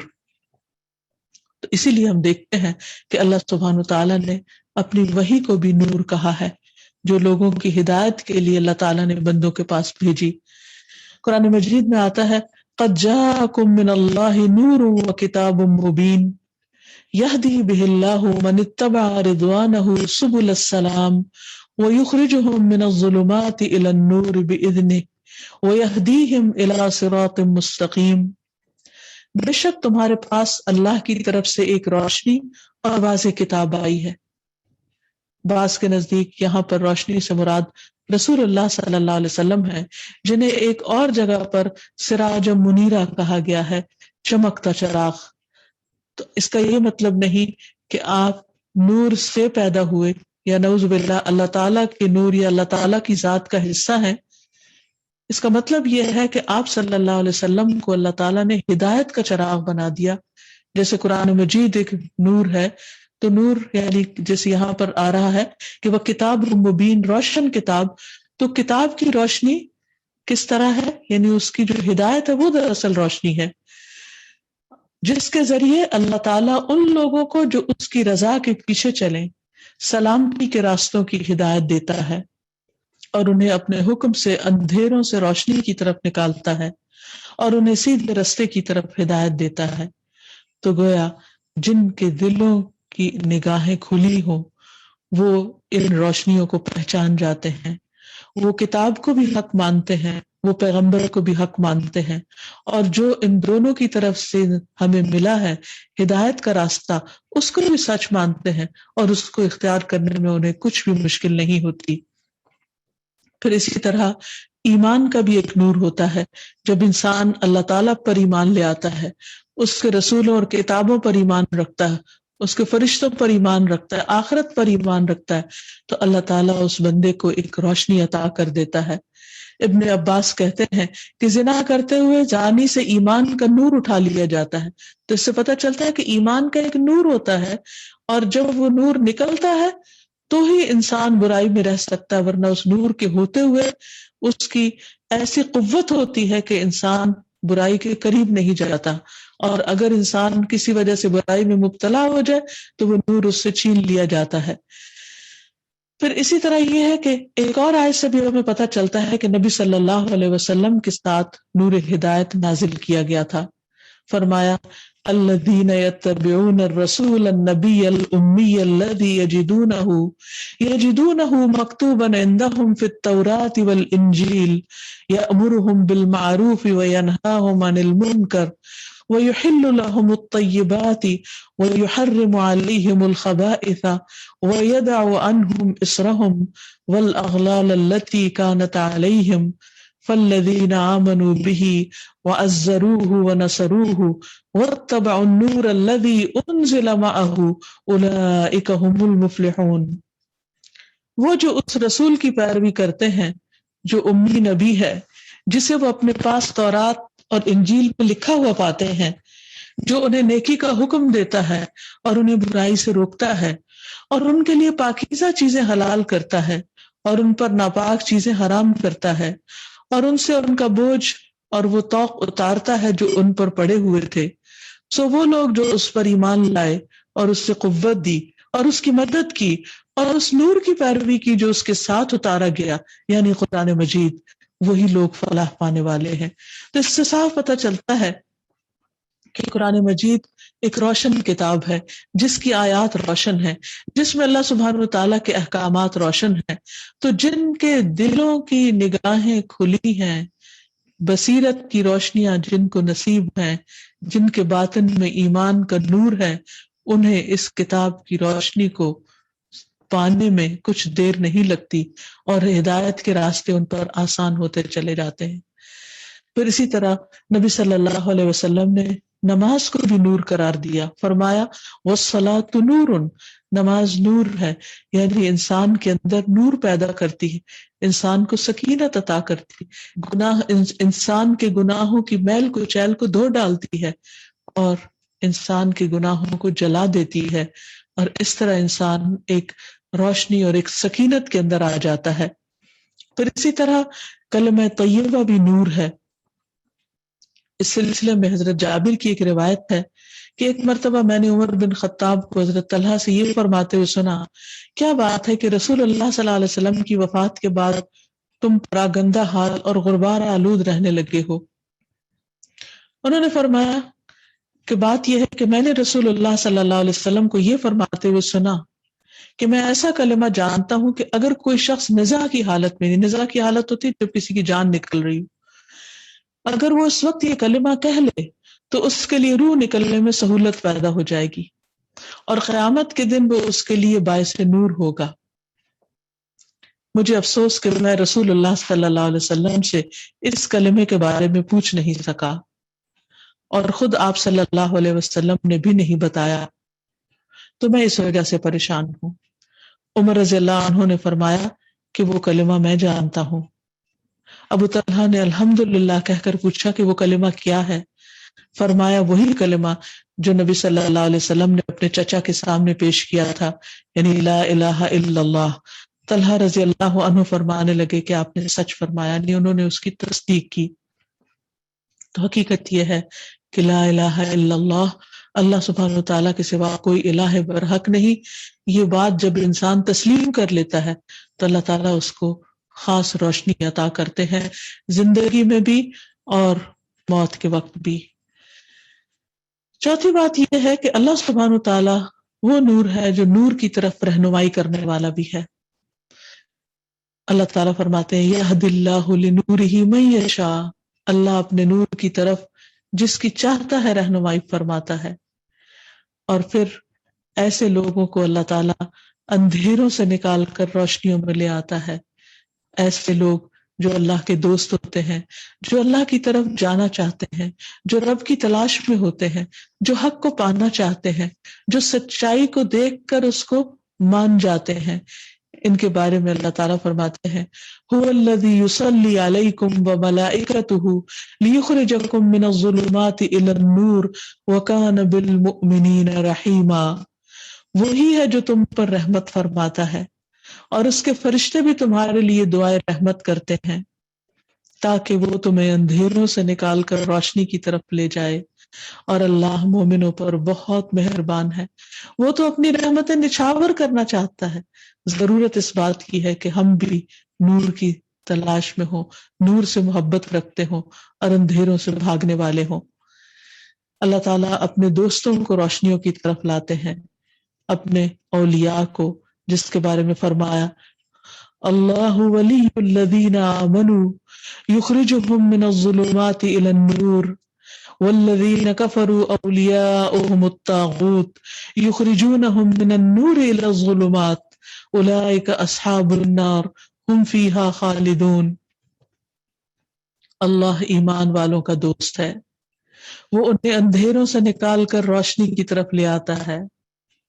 وہ لوگ جنہوں نے کفر کیا ان کے دوست باطل معبود ہیں، طاغوت ہیں، شیاطین ہیں، وہ انہیں روشنی سے نکال کر اندھیروں کی طرف لے جاتے ہیں، انسان کی خواہشات کے راستے سے۔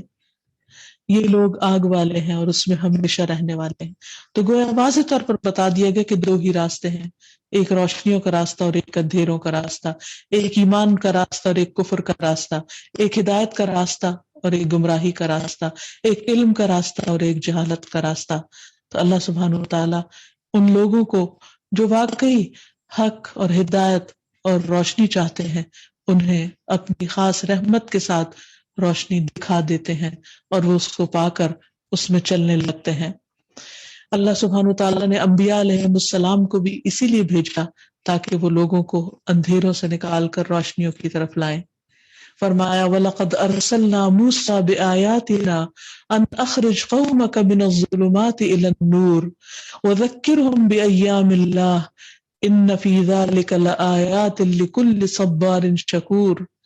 اور بلا شبہ یقیناً ہم نے موسیٰ علیہ السلام کو اپنی نشانیاں دے کر بھیجا کہ اپنی قوم کو اندھیروں سے روشنی کی طرف نکال کر لاؤ اور انہیں اللہ کے دن یاد کراؤ۔ بلا شبہ اس میں ہر ایسے شخص کے لیے یقیناً بہت سی نشانیاں ہیں جو بہت صبر کرنے والا اور بہت شکر کرنے والا ہے۔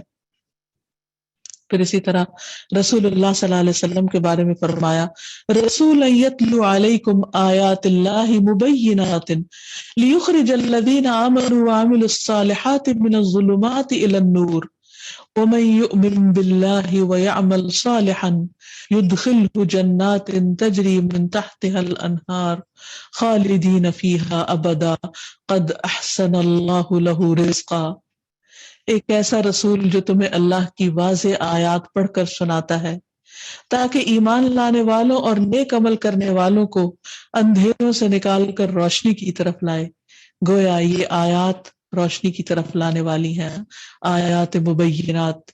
اور جو شخص اللہ پر ایمان لائے اور نیک عمل کرے اللہ اسے ایسی جنتوں میں داخل کرے گا جن کے نیچے نہریں بہہ رہی ہوں گی، یہ لوگ ان میں ہمیشہ ہمیشہ رہیں گے۔ اللہ نے ایسے شخص کے لیے بہت اچھا رزق رکھا ہے، یعنی جو شخص روشنی کو پالے اور پھر اس کے پیچھے چل پڑے اور اندھیروں کو خیر بات کہہ دے تو اللہ تعالیٰ اس کی دنیا اور آخرت دونوں کو سنوار دیتے ہیں۔ پھر اللہ سبحانہ وتعالیٰ قرآن مجید کے ذریعے لوگوں کو اندھیروں سے روشنی کی طرف لاتے ہیں۔ فرمایا هو الذی ينزل على عبده آیات بینات لیخرجکم من الظلمات الى النور وان اللہ بکم لرؤوف الرحیم۔ وہی ہے جو اپنے بندے پر واضح آیات اتارتا ہے تاکہ تمہیں اندھیروں سے روشنی کی طرف نکال لے۔ یعنی قرآن مجید کی آمد کا مقصد کیا ہے کہ لوگوں کو گمراہی سے نکال کر بھٹکنے سے نکال کر کنفیوژن سے نکال کر ہدایت کی طرف لایا جائے، روشنی کی طرف لایا جائے۔ اور بلا شبہ تم پر یقیناً بے حد نرمی کرنے والا نہایت مہربان ہے۔ یعنی قرآن ویسے بھی اللہ کی رحمت کا اظہار ہے، الرحمن علم القرآن، کہ رحمان نے یہ قرآن اتارا ہے، اسی نے اس کی تعلیم دی ہے۔ لہٰذا جو شخص یہ چاہتا ہے کہ وہ اللہ کی رحمت کو پالے اس کے لیے ضروری ہے کہ وہ قرآن مجید کی طرف رجوع کرے۔ ایک اور جگہ پر بھی فرمایا الف لام را کتاب انزلناہ الیک لتخرج الناس من الظلمات الی النور باذن ربہم الی صراط العزیز الحمید۔ الف لام را ایک کتاب ہے جسے ہم نے تیری طرف نازل کیا تاکہ تو لوگوں کو اندھیروں سے روشنی کی طرف نکال لائے۔ یعنی قرآن کا مقصد لوگوں کو روشنی عطا کرنا ہے ان کے رب کے اذن سے، اس کے راستے کی طرف جو سب پر غالب بے حد تعریف والا ہے، یعنی اللہ سبحانہ وتعالیٰ کا راستہ جو صراط مستقیم ہے، جس پر چل کر انسان جنت تک پہنچتا ہے، اللہ کی رضا تک پہنچتا ہے، ہمیشہ ہمیشہ کی فلاح اور کامیابی تک پہنچتا ہے۔ ایک اور جگہ پر فرمایا افمن شرح اللہ صدرہ للاسلام فہو علی نور من ربہ، تو کیا وہ شخص جس کا سینہ اللہ نے اسلام کے لیے کھول دیا سو وہ اپنے رب کی طرف سے ایک روشنی پر ہے. گویا اس کو روشنی مل گئی، جس کو دین سے محبت ہو گئی اور جس کو خیر اور بھلائی کی بات دل کو لگنے لگی، اور پھر اللہ تعالیٰ دنیا کے راستوں میں بھی مشکلات میں بھی اپنے بندوں کو روشنیاں عطا کرتا ہے. انس رضی اللہ عنہ کہتے ہیں کہ نبی صلی اللہ علیہ وسلم کی مجلس سے اٹھ کر دو صحابی ایک تاریک رات میں اپنے گھر کی طرف جانے لگے تو ایک غیبی نور ان کے آگے آگے چل رہا تھا. پھر جب وہ جدا ہوئے تو ان کے ساتھ وہ نور بھی الگ ہو گیا. یہ دو صحابی اسید بن حضیر اور عباد بن بشر تھے. تو گویا اللہ تعالیٰ بعض اوقات اپنے اولیاء کو کرامات بھی دکھاتا ہے، جس طرح اس حدیث سے پتہ چلتا ہے. پھر اللہ سبحانہ وتعالی وہ نور ہے کہ جو اپنے خاص بندوں کو، اپنے مومن بندوں کو مرنے کے بعد بھی نور عطا کرتے ہیں. موت اور موت کے بعد کے مراحل سخت اندھیروں پر مشتمل ہیں. پھر ہر انسان کے پاس بس وہی نور ہوگا جو اللہ سبحانہ وتعالی اسے عطا کرے گا، اور یہ نور اللہ تعالیٰ اپنے خاص بندوں ہی کو دے گا. اس سلسلے میں حدیث سے ہمیں پتہ چلتا ہے، نبی صلی اللہ علیہ وسلم نے فرمایا بندہ مومن جب دنیا سے رخصتی اور سفر آخرت پر جانے کے قریب ہوتا ہے تو اس کی طرف آسمان سے روشن چہروں والے فرشتے آتے ہیں، گویا کہ ان کے چہرے سورج کی طرح ہوں. یعنی موت کے وقت جو فرشتے آتے ہیں ان کے پاس جنت کا کفن اور جنت کی حنوط یعنی خوشبو ہوتی ہے. تا حد نگاہ وہ بیٹھ جاتے ہیں، دور دور تک پھیل جاتے ہیں. پھر ملک الموت آ کر اس کے سرہانے بیٹھ جاتے ہیں اور کہتے ہیں اے نفس مطمئنہ، اللہ کی مغفرت اور خوشنودی کی طرف چلو. چنانچہ اس کی روح اس طرح بہہ کر نکل جاتی ہے جیسے مشکیزے کے منہ سے پانی کا قطرہ بہہ کر نکل جاتا ہے. پھر موت کے بعد قبر، جو کہ ایک اندھیری کوٹڑی ہے جہاں انسان کے پاس صرف اس کے اعمال ہی کا نور ہوگا، وہاں بھی صرف اللہ کی رحمت سے ہی روشنی نصیب ہوگی. رسول اللہ صلی اللہ علیہ وسلم نے فرمایا مومن شخص اپنی قبر میں سبز باغیچے میں ہوتا ہے تو اس کے لیے اس کی قبر کو 70 ہاتھ کشادہ کر دیا جاتا ہے اور اس کے لیے 14ویں کے چاند کی طرح روشنی کر دی جاتی ہے جس میں وہ خوش و خرم ہوتا ہے. اللہ تعالی ہم سب کو یہ روشنی نصیب فرمائے. پھر اسی طرح قیامت کے دن ایمان والوں کو خاص نور نصیب ہوگا جو اللہ تعالیٰ ان کو عطا کریں گے. فرمایا یوم تر المؤمنین والمؤمنات یسعى نورهم بین ایدیہم وبایمانہم بشراکم اليوم جنات تجری من تحتها الانہار خالدین فیہا ذلک هو الفوز العظیم. جس دن تو ایمان والے مردوں اور ایمان والی عورتوں کو دیکھے گا کہ ان کی روشنی ان کے آگے اور ان کے دائیں طرفوں میں دوڑ رہی ہوگی. آج تمہیں ایسے باغوں کی خوشخبری ہے جن کے نیچے نہریں چل رہی ہیں، ہمیشہ ان میں رہنے والے ہو، یہی تو بہت بڑی کامیابی ہے. تو گویا حشر کے میدان میں جب اندھیرا ہوگا تو اہل ایمان مردوں اور عورتوں دونوں کو اللہ تعالیٰ خاص نور عطا فرمائے گا. ایک اور جگہ پر فرمایا یا ایھا الذین آمنوا توبوا الی اللہ توبۃ نصوحا عسى ربکم ان یکفر عنکم سیئاتکم ویدخلکم جنات تجری من تحتها الانہار یوم لا یخزی اللہ النبی والذین آمنوا معه نورهم يسعى بين أيديهم وبأيمانهم يقولون ربنا أتمم لنا نورنا واغفر لنا إنك على كل شيء قدير. اے لوگو جو ایمان لائے ہو، اللہ کی طرف توبہ کرو، خالص توبہ. تمہارا رب قریب ہے کہ تم سے تمہاری برائیاں دور کر دے اور تمہیں ایسے باغوں میں داخل کرے جن کے نیچے سے نہریں بہتی ہیں. جس دن اللہ نبی کو اور ان لوگوں کو جو اس کے ساتھ ایمان لائے رسوا نہیں کرے گا. ان کا نور ان کے آگے اور ان کے دائیں طرفوں میں دوڑ رہا ہوگا. وہ کہہ رہے ہوں گے اے ہمارے رب، ہمارے لیے ہمارا نور پورا کر دے اور ہمیں بخش دے، یقیناً تو ہر چیز پر قادر ہے. اور پھر قیامت کے دن بعض بندوں کا سورج کی طرح نور ہوگا، یعنی ان کے پاس بہت بڑا نور ہوگا۔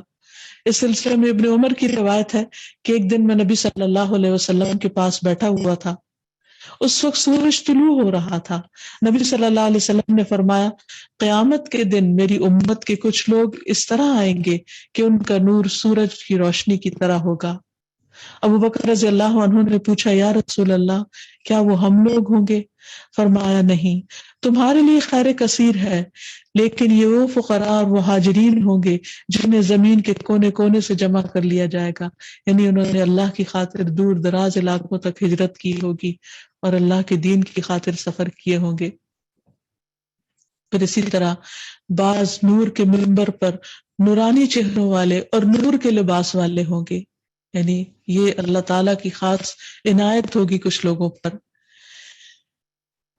قیامت کے دن کچھ خوش نصیب لوگ ایسے ہوں گے کہ وہ نور کے ممبروں پر ہوں گے، جن کے چہرے بھی چمکدار ہوں گے اور جن کے لباس بھی نور والے ہوں گے، روشنی پر روشنی، روشنیاں ہی روشنیاں، رنگ ہی رنگ۔ اس سلسلے میں ایک روایت میں آتا ہے کہ ایک اعرابی نبی صلی اللہ علیہ وسلم کی خدمت میں حاضر ہوا اور آپ کے سامنے جھک کر پوچھنے لگا، اے اللہ کے رسول، کیا کچھ ایسے بندے بھی ہیں جو نہ انبیاء ہیں نہ شہید، مگر قیامت کے روز اللہ کے ہاں ان کا بلند مرتبہ اور مقام دیکھ کر انبیاء اور شہداء بھی رشک کریں گے؟ ان لوگوں کے اوصاف ہمیں بتا دیجیے کہ وہ کون خوش قسمت ہے۔ نبی صلی اللہ علیہ وسلم اس کا سوال سن کر خوش ہو گئے، فرمایا، یہ وہ لوگ ہوں گے جن کا نہ نسب نامہ لوگوں میں معروف ہوگا اور نہ قبیلہ، یعنی کوئی بہت ذات حسب نسب والے نہیں، بلکہ اجنبی قبائل سے تعلق رکھتے ہوں گے، ان کے درمیان کوئی قریبی رشتہ داری نہ ہوگی، وہ اللہ کی وجہ سے ایک دوسرے سے محبت کرتے ہوں گے اور صف بندی کرتے ہوں گے۔ قیامت کے دن اللہ ان کے لیے نور کے منبر رکھے گا اور انہیں ان پر بٹھائے گا، ان کے چہرے نورانی کر دے گا اور ان کا لباس نور کا ہوگا۔ قیامت کے دن تمام لوگ خوف زدہ ہوں گے، لیکن وہ خوف زدہ نہ ہوں گے، یہ وہی اولیاء اللہ ہوں گے جن پر نہ کوئی خوف ہوگا اور نہ وہ غمگین ہوں گے۔ لیکن اس میں جو کام کی بات ہے وہ یہ کہ اللہ کی خاطر ایک دوسرے سے محبت کرنے والے، اللہ کے دین کی خاطر اکٹھے ہونے والے، جن کے درمیان آپس میں کوئی نسب یا خاندان کی کوئی رشتہ داریاں نہ ہوں گی۔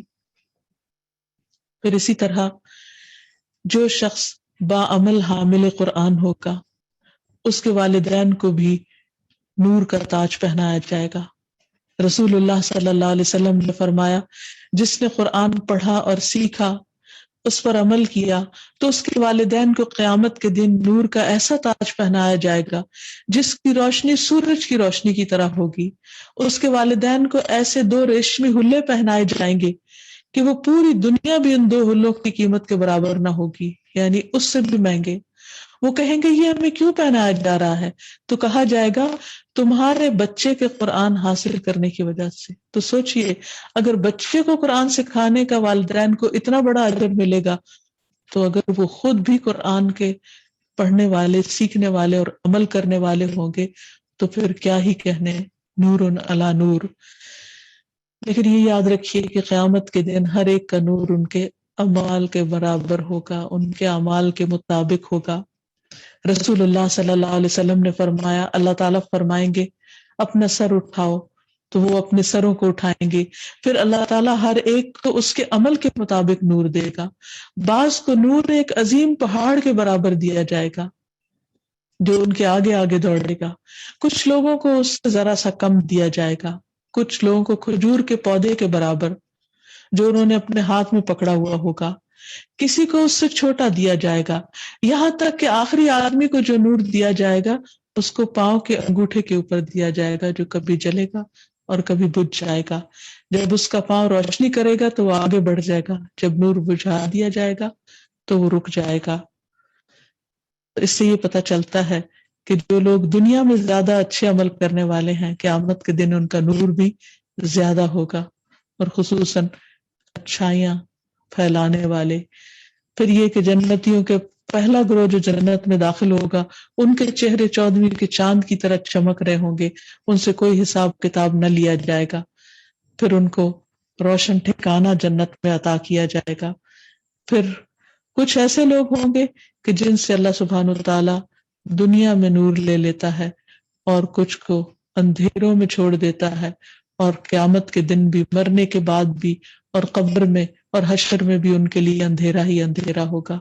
یہ وہ لوگ ہیں کہ جن کے سامنے حق کھول کر رکھا گیا، پیغمبر آئے، کتاب آئی، سب حجت تمام کر دی گئی، لیکن انہوں نے جب اسے قبول نہیں کیا تو اللہ تعالیٰ نے ان کا نور چھین لیا۔ اور پھر ایسے لوگ جنہوں نے اندھیروں میں رہنا پسند کیا تو اللہ سبحانہ تعالیٰ نے ان کو نور نہیں دیا۔ پھر یہ ہے کہ پل صراط پر منافقین کا نور بجھ جائے گا۔ قیامت کے دن جب مومنوں کا امتحان ہو جائے گا تو ہر آدمی کو، خواہ وہ منافق کو یا مومن، ایک نور ملے گا ابتدا میں۔ لوگ اس نور کے ساتھ چلیں گے، جہنم کے پل پر آنکڑے اور کانٹے ہوں گے، پل صراط پر۔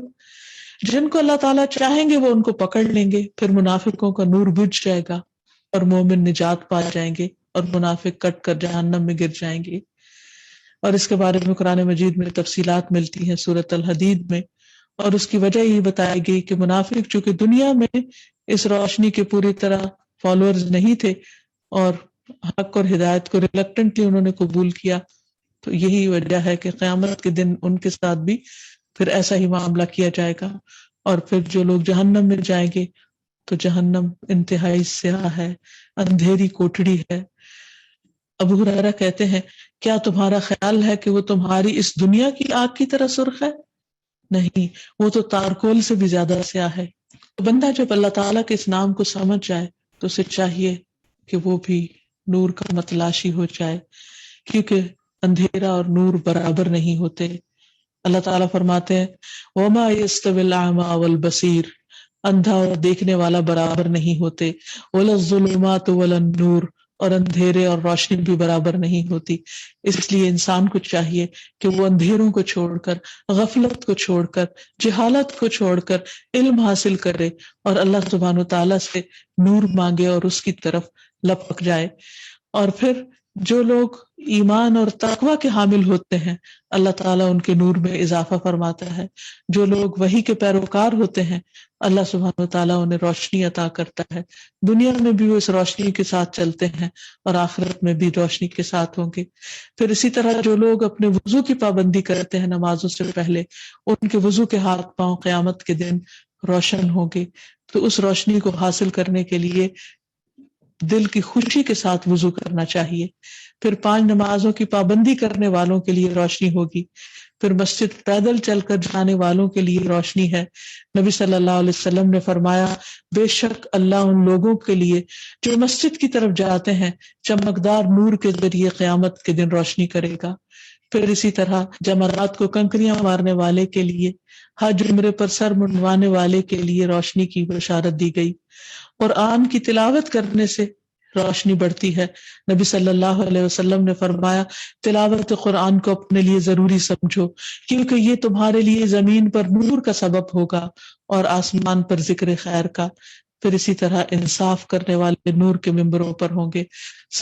صبر خود ایک روشنی ہے، صدقہ نور ہے۔ اللہ تعالیٰ کے راستے میں بوڑھا ہونا یہ بھی قیامت کے دن نور کا باعث ہوگا۔ پھر اسی طرح ظلم کرنا اندھیروں کا باعث ہوگا، اس لیے انسان کو ظلم سے بچنا چاہیے، اور جو جتنا زیادہ نور چاہتا ہے اتنا زیادہ اللہ سبحانہ تعالیٰ سے نور مانگے۔ اور آخر میں یہ کہ اس نام کے ساتھ ہمیں دعا بھی کرنی چاہیے۔ نبی صلی اللہ علیہ وسلم وہ سب سے پہلی جو نماز تہجد کی پڑھتے تو اس کی دعا استفتاح میں آغاز میں یہ فرماتے، اللہم لک الحمد انت نور السماوات والارض، اے اللہ تیرے ہی لیے تعریف ہے، تو آسمان و زمین کا نور ہے۔ پھر اسی طرح مشہور دعائے نور جو ہے، اللہم اجعل فی قلبی نورا وفی لسانی نورا وفی سمعی نورا وفی بصری نورا ومن فوقی نورا ومن تحتی نورا وعن یمینی نورا وعن شمالی نورا ومن امامی نورا ومن خلفی نورا واجعل فی نفسی نورا وأعظم لی نورا وعظم لي نورا واجعل لي نورا واجعلني نورا اللهم آتني نورا واجعل في عصبي نورا وفي لحمي نورا وفی دمی نورا وفی شعری نورا وفی بشری نورا۔ اے اللہ میرے دل میں نور پیدا کر دے، میری زبان میں نور پیدا کر دے، میرے کان میں نور پیدا کر دے، میری آنکھ میں نور پیدا کر دے، میرے اوپر نور پیدا کر دے، میرے نیچے نور پیدا کر دے، میرے دائیں طرف نور پیدا کر دے، میرے بائیں طرف نور پیدا کر دے، میرے نفس میں نور پیدا کر دے اور میرے نور کو بڑا کر دے اور میرے لیے نور ہی نور کر دے اور مجھے نور بنا دے۔ اے اللہ مجھے نور عطا کر دے، میرے پٹھوں میں نور، میرے گوشت میں نور، میرے خون میں نور، میرے بالوں میں نور، میرے چمڑے میں نور پیدا کر دے۔ یہ بہت ہی خوبصورت دعا ہے جو نور کے حصول کے لیے نبی صلی اللہ علیہ وسلم نے سکھائی ہے۔ اللہ تعالیٰ سے دعا ہے کہ وہ ہمیں دنیا اور آخرت کی روشنیاں عطا فرمائے اور ہمیں اپنے مقرب بندوں میں شامل فرما لے۔ وآخر دعوانا ان الحمد للہ رب العالمین۔ أنت القاهر يا الله، أنت الحسيب يا الله، أنت الشافي يا الله، أنت المبين يا الله، أنت الوكيل يا الله، أنت القيوم يا الله، أنت المتين يا الله، أنت السبوح يا الله، لا إله إلا الله محمد رسول الله، لا إله إلا الله محمد رسول الله۔ نحمده ونصلي على رسوله الكريم اما بعد فاعوذ بالله من الشيطان الرجيم بسم الله الرحمن الرحيم رب اشرح لي صدري ويسر لي امري واحلل عقدة من لساني يفقهوا قولي رب زدني علما اللهم فقهنا في الدين آمین ثم آمین۔ السلام علیکم ورحمۃ اللہ وبرکاتہ۔ کیسی ہیں سب پیاری بہنیں؟ اور سبحان اللہ یہ سفر بہت تھوڑا رہ گیا جو ہم اللہ سبحانہ و تعالیٰ کے ان صفات، ان ناموں کو سیکھ رہے ہیں۔ الحمدللہ کثیرہ، اللہ سبحانہ و تعالیٰ کا بے حد شکر، بے حد کرم، اس کا بے حد فضل ہے ہم سب پہ کہ ہمیں ان اتنی خاص چیزوں سے اللہ سبحانہ و تعالیٰ نے توفیق دی کہ ہم انہیں سیکھیں۔ میں بالکل ٹھیک ہوں، جزاک اللہ خیر کثیرہ۔ چلیے آج ہم دعا کرتے ہیں کہ اللہ سبحانہ تعالیٰ جتنا ابھی تک ہم پڑھ چکے ہیں، اور بالکل جو تھوڑے سے ہمارے اور مزید لیکچر رہ گئے ہیں، مزید صفات اور نام، اللہ سبحانہ تعالیٰ ہمیں اچھی طرح ان کو سمجھ کے ان پہ عمل کرنے کی توفیق عطا فرمائے۔ میرے سب دعا کیجئے ہماری اللہ تعالیٰ نیتوں کو خالص کر دے۔ اللہم اجعل عملی کلہ صالحا واجعلہ لوجہک خالصا ولا تجعل لأحد فیہ شیئا آمین ثم آمین۔ آج اللہ کی توفیق سے دو نام ہم لوگوں نے الہادی اور النور، یہ دو نام کیے، اور سبحان اللہ بہت بہت زیادہ چیزیں سیکھنے کو بھی ملی۔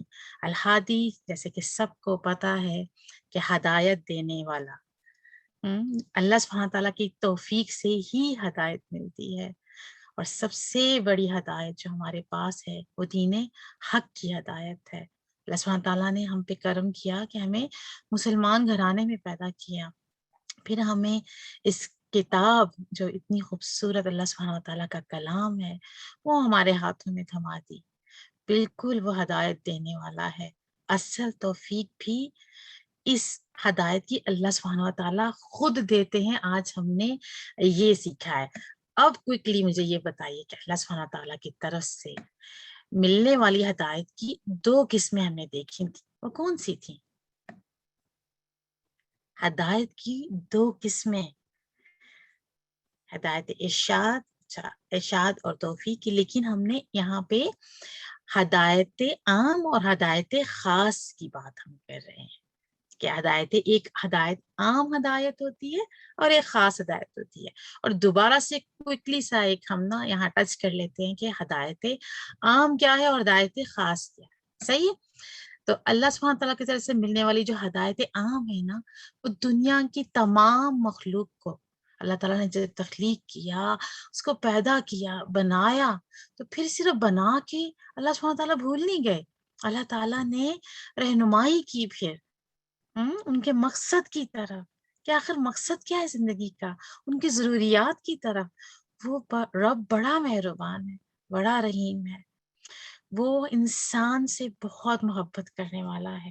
اور پھر یہ دیکھیں کہ کس طرح اللہ سبحانہ و تعالیٰ نے سورہ طٰہٰ میں ہمیں بتا دیا کہ ہمارا رب وہ ہے جس نے ہر چیز کو اس کی ساخت بخشی، پھر اس کو راستہ بتایا، یعنی کہ اس کی رہنمائی کی۔ احسن الخالقین ہے نا، کتنی خوبصورتی سے اللہ تعالیٰ نے انسانوں کو پیدا کیا۔ چرند پرند جب دیکھتے ہیں، پھول دیکھتے ہیں، ارد گرد اتنی خوبصورت گرینری دیکھتے ہیں، تو کس طرح اللہ سبحانہ و تعالیٰ کی وجود پہ یقین آتا ہے۔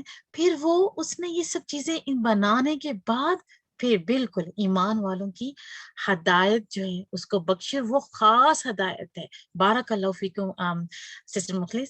اور اللہ سبحانہ تعالیٰ جو ہدایت خاص ہے وہ کیا ہے کہ وہ اپنے مومن بندوں کو یہ دیتا ہے، ایمان والوں کو، بالکل جس کے ساتھ وہ اپنی زندگی کا مقصد پورا کرتے ہیں، جس پہ چلتے ہوئے اللہ سبحانہ تعالیٰ کی پسند کے کام کرتے ہیں، جس میں ان کو عبادت کے طریقے بھی بتائے گئے ہیں، کس طرح اس رب کے آگے پھر جھکنا ہے، ان نعمتوں کا اعتراف کرنا ہے، ناشکری نہیں کرنی، شکر کرنا ہے، الحمدللہ۔ اور پھر دیکھیے کہ اللہ سبحانہ تعالیٰ مطلقاً ہدایت دیتا ہے، یعنی صرف اللہ سبحانہ تعالیٰ ہی ہے جو کسی کو ہدایت دینے کی قدرت رکھتا ہے، کوئی اور نہیں ہے، کسی کے ہاتھ میں یہ نہیں ہے۔ اور اس نے خود یہ بتا دیا کہ وَكَفَىٰ بِرَبِّكَ هَادِيًا، سورہ فرقان کی بہت خوبصورت آیا کہ وہ کافی ہے آپ کا رب ہدایت دینے کے لیے۔ ہدایت ہم نے اسی سے مانگنی ہے، کیونکہ اصل ہدایت تو اللہ ہی کی ہدایت ہے۔ اللہ سبحانہ تعالیٰ کے علاوہ ہمیں کہیں ہدایت نہیں مل سکتی، وہی راستہ اصل راستہ، باقی تو سب راستے ایسے کہ ہم نے آج سیکھا سب شیطان کے راستے ہیں۔ اور قرآن مجید ہدایت کا سر چشمہ ہے۔ نبی صلی اللہ علیہ وسلم نے دو چیزوں کو مضبوطی سے پکڑنے کو کہا تھا، کون سی دو چیزیں تھیں وہ جن سے واقعی ہی انسان کو ہدایت ملتی ہے، جن سے وہ پھر بھٹکنے سے بچ جاتا ہے؟ قرآن اور سنت۔ بالکل اللہ کی کتاب میں ہدایت نور ہے، اور دوسرا نبی صلی اللہ علیہ وسلم کی سنت ہے۔ اور سبحان اللہ کتنی خوبصورت روز ایک سورہ جو ہم پڑھتے ہیں، اس کا مرکزی مضمون اہدنا الصراط المستقیم۔ کون سی سورہ ہے یہ؟ نوٹ کی تھی؟ یا پتا ہے کسی کو کہ یہ سورہ جس میں بار بار اللہ سے ہدایت مانگی جاتی ہے؟ کون سی سورہ تھی یہ؟ وہ جس کو ہم ہر روز کتنی دفعہ نمازوں میں پڑھتے ہیں، سورہ الفاتحہ۔ الحمدللہ کتنی خوبصورت سورہ جو روز ہمارے زبان، روز ہمارے دل سے نکلتی ہے۔ ہمیں اس کو کانشیس ہو کے پڑھنا ہے، اس کے مطلب پہ غور کر کے، کیونکہ اگر آج ہم اس کو اسی طرح لاپرواہی سے پڑھتے رہیں تو کیا ہدایت ملے گی؟ پھر نہیں، کیونکہ دل سے نکلی ہوئی آواز جو ہے نا وہی قبولیت کا شرف حاصل کرتی ہے۔ تو اپنی آواز، اس آواز کو اہدنا الصراط المستقیم ہمیں دل سے نکالنا ہے۔ ہمیں اپنے اندر یہ صفات پیدا کرنی ہے جسے ہمیں اللہ کی ہدایت کی توفیق ملے۔ اور ہم اب کوئکلی یہاں پہ عملی نکات دیکھ لیتے ہیں کہ ہدایت کے لیے اللہ سبحانہ تعالیٰ کی طرف ہم نے اب رجوع کرنا ہے۔ ہدایت ملنے کے بعد دلوں کی ٹیڑھ سے بچنے کی دعا کرنی ہے۔ دعا یاد ہے یہ سب کو؟ ربنا لا تزغ إذ هديتنا وهب لنا من لدنك رحمة إنك أنت الوهاب۔ اور اتنی خوبصورت دعا اگر ہم یہ روز مانگیں گے تو شیطان کی جو چال ہے اس سے بچ جائیں گے، اس چال میں پھنسنے سے بچ جائیں گے۔ اللہ سبحانہ تعالیٰ ہمیں دل کی ہدایت عطا فرمائے گا، دل کو ہدایت دے گا تو ٹیڑھ سے پھر بچ بھی جائیں گے۔ اللہ سبحانہ تعالیٰ سے دعا ہے کہ وہ ہمیں اپنی ہدایت عطا فرمائے، اس سے محروم نہ رکھے، ہمیں اس راہ پر ثابت قدمی عطا فرمائے۔ استقامت بہت ضروری ہے، اور پھر اللہ سبحانہ تعالیٰ کو وہی عمل زیادہ محبوب ہے جو کہ چاہے تھوڑا کیا جائے لیکن استقامت کے ساتھ جم کے کیا جائے۔ اور اب ہم دوسرا جو ہم نے آج نام دوسرا اسماء الحسنہ کے ان لیکچرز میں اللہ سبحانہ تعالیٰ کا نام النور سیکھا، اس کو دیکھ لیتے ہیں کہ النور نور ہے۔ اور یہ بہت خوبصورت، ہر کسی نے پہلے بھی یہ نور کی ہی آیا ہے کہ جس میں اللہ نور السماوات والارض، اللہ آسمان و زمین کا نور ہے. اس کے نور کی مثال ایک تاک کی سی ہے جس میں ایک چراغ ہے، یعنی کہ مومن کا دل. اب دیکھیں یہ روشنی ریفلیکٹ کر کے آگے جاتی ہے. ہمیں اس چراغ سے دوسرے چراغ جلانے ہیں. ہم نے اس طرح اپنے دل کو اس نور سے چمکانا ہے کہ وہ نور دور دور تک سب کے پاس جائے. وہ اس طرح ہو جائے کہ ایمان کی روشنی نور علی نور کر دے، خوبصورت بنا دے پھر اس دل کو. اچھا جی، اب یہ بتائیے کہ اللہ سبحانہ تعالیٰ کا نور کیسا ہے؟ کیا ہم دنیا کے نور سے اس کو تشبیہ دے سکتے ہیں؟ ہم کہہ سکتے ہیں کہ دنیا کا جو نور ہے اللہ سبحانہ تعالیٰ کا نور اسی طرح کا ہے؟ ہم امیجن بھی کر سکتے ہیں؟ ہم نہیں کر سکتے. اللہ سبحانہ و تعالیٰ کا جو نور ہے اس کو دنیا کے نور سے تشبیہ نہیں دیا جا سکتا، نہ ہی بلکہ دیکھا بھی جا سکتا ہے. ہم اتنی بھی طاقت نہیں رکھتے کہ ہم اس نور کو دیکھ سکیں. اور اللہ سبحانہ تعالیٰ کا جو حجاب ہے وہ بھی نور ہے. اگر وہ اسے کھول دے تو اس کے چہرے کی شعاعیں جہاں تک اس کی نگاہیں پہنچتی ہیں دنیا کو جلا کر راکھ کر ڈالیں گی. اور پھر دیکھیں کہ بصیرت کی روشنیاں جن کو نصیب ہیں ان کے اوپر ہدایت کے راستے آسان ہو جاتے ہیں. یہ لائن لکھ لیں اپنے پاس کہ بصیرت کی روشنی بہت ضروری ہے، جس میں دل بھی روشن ہو، جس میں اندر تک انسان کی روشنی ہی روشنی ہو. اور پھر اس کے اوپر جب ہدایت مل جائے تو واقعی یہ راستے آسان ہو جاتے ہیں.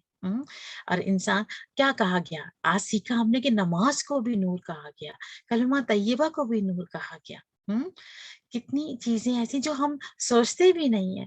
نماز کس طرح انسان کے میل کچیل کو دھو ڈالتی ہے، انسان کو روشنی بخشتی ہے. اور پھر کلمہ طیبہ سے کس طرح ایون نزا کی حالت میں بھی کلمہ طیبہ کہنے سے روح آرام سے نکلتی ہے.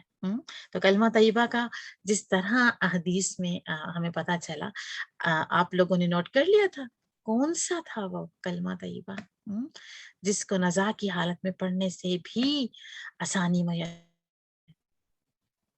یاد ہے کلمہ طیبہ جس کو ہمیں عام پڑھنا چاہیے تاکہ ہمارے دیکھیں جس چیز کی عادت بنا لیں گے نا تو مرتے ہوئے بھی وہ چیز پڑھنی مشکل نہیں ہوگی. پھر لا الہ الا اللہ، جس میں ہم گواہی دیتے ہیں کہ وہ رب واحد ہے، اس جیسا کوئی الہ نہیں، وہی ہے جو عبادت کے لائق ہے، وہی ہے جو انسان کو ہدایت عطا فرماتا ہے، وہی ہے جو انسان کو اندھیروں سے روشنی میں لے کے آتا ہے. تو ہم نے اب حق پہ چلنا ہے، ہم نے حق کی ہدایت کے علم کے روشنی کے راستے پہ چلنا ہے. ہم نے اپنے آپ کے لیے دعا مانگنی ہے. اب یہ بتائیے کہ کیا نور سے صرف مراد ظاہری نور ہے جو نور ہمیں نظر آتا ہے؟ وضو، نماز، کلمہ، قرآن، بالکل کلمہ طیبہ، صدقہ، صبر، بالکل الحمدللہ یہ سب نور ہے. سورہ کہف پڑھنا ایک جمعہ سے دوسرے جمعہ تک، بالکل الحمدللہ، بارک اللہ فیکم. کہ جو نور سے مراد صرف ظاہری نور نہیں بلکہ باطنی نور بھی ہوتا ہے. دل کو اللہ تعالیٰ نے بصیرت کی نگاہیں دی ہیں جو حق کے نور کو پہچان سکتی ہیں. تو الحمدللہ الحمدللہ ہم نے اب کیا ہمارے کرنے کے کام کیا ہیں کہ پوری کائنات کو اللہ سبحانہ تعالیٰ نے منور کیا ہے. اللہ تعالیٰ کا نور ہے وہ، اسی وجہ سے ہم چیزوں کو دیکھ پاتے ہیں. سورج اور چاند کو نور دینے والا بھی اللہ سبحانہ تعالیٰ کی ذات ہے جس نے سورج کو تیز روشنی اور چاند کو نور عطا کیا ہے. اور اللہ سبحانہ تعالیٰ نے ہی مومن کے دل کو نور ہدایت سے روشن کیا. توفیق بھی وہی دیتا ہے. اللہ تعالیٰ نے تو خود قرآن میں بھی بتا دیا ہے کہ وہ شخص جو مردہ تھا پھر ہم نے اسے زندہ کیا. تو دیکھیے نور انسان کی زندگی ہے، روشنی نہ. اگر وہ اندھیروں میں رہے گا تو وہ مردہ ہوگا، وہ پھر زندہ آدمی نہیں ہو سکتا. تو عملی نکات یہ ہیں کہ انسان کو چاہیے کہ وہ جہالت کے اندھیروں کو چھوڑ کر علم حاصل کرے. ہمیں اب دیکھنا ہے کہ ہم نے کیسے منور کرنا ہے اپنے دل کو. اللہ سبحانہ تعالیٰ سے نور مانگنا ہے اس دعا کے ساتھ جو اللہ جو استاذہ نے ہمیں سکھائی کہ اللہم اجعل فی قلبی نورا والی، کہ اللہ نور پیدا کرتے. پھر اللہ سبحانہ تعالیٰ سے دعا ہے کہ وہ ہمیں دنیا اور آخرت کی روشنی عطا فرمائے اور ہمیں اپنے مقرب بندوں میں شامل کر لے. بہت خوبصورت دعا، ہمیں یہ دعا مانگنی ہے. اور پھر مقرب بندوں میں شامل کرتے ہیں، ہمیں ایسے کاموں کی توفیق عطا فرمائے کہ جن کے کرنے سے وہ رب ہم سے راضی ہو جائے. کیونکہ قیامت کے دن مومنین کو خاص نور عطا کیا جائے گا، وہ نور کے ممبروں پہ ہوں گے. ہمیں اللہ سبحانہ تعالیٰ سے یہ نور مانگنا ہے تاکہ جب یہ نور ہمیں ملے تو ہمارے چہرے بھی نورانی ہو جائیں، ہمیں بھی نور کا لباس پہنایا جائے. ہمیں اللہ سبحانہ تعالیٰ دعا کرنی، یا اللہ ہمیں اپنے دین کے لیے ایک دوسرے سے محبت کرنے والا بنا دے. وہ ہادی ہے، اسے ہدایت کی دعا مانگنی ہے. وہ النور ہے، اس سے نور روشنی مانگنی ہے جس سے ہمیں دنیا جہان کی ساری بھلائیاں نصیب ہو جائیں. آمین سمے آمین. جزاک اللہ خیرن کثیرہ، بارک اللہ فیکم. آپ سب کے سننے کا، آپ سب کی پارٹیسپیشن کا اللہ سبحانہ و تعالی ہمیں سب کو یہ نور عطا کرے، یہ ہدایت عطا کرے. انشاءاللہ تعالی جمعے والے دن 2 نئے نام، 2 نئی صفات کے ساتھ آپ کی خدمت میں حاضر ہوں گے. سبحانک اللہم و بحمدک، اشہد ان لا الہ الا انت، استغفرک و اتوب الیک. السلام علیکم ورحمۃ اللہ وبرکاتہ.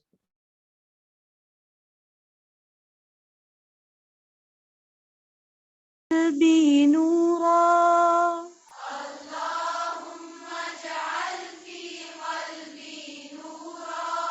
وفي بصري نورا، وفي سمعي نورا،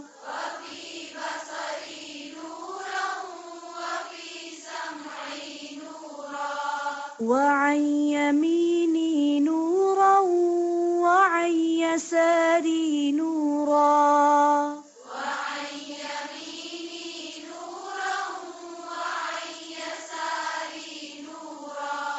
وفوقي نورا، وتحتي نورا،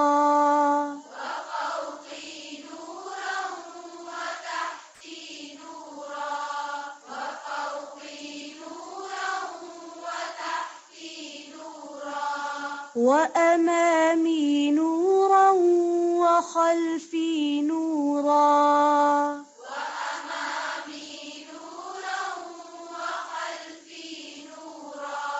واجعل لي نورا، وفي لساني نورا، وعصبي نورا،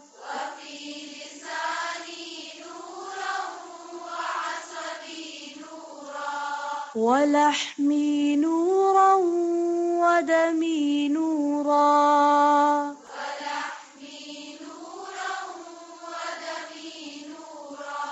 وشعري نورا، وبشري نورا،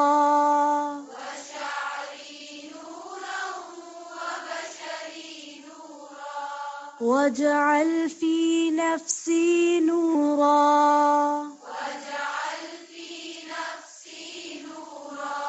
وأعظم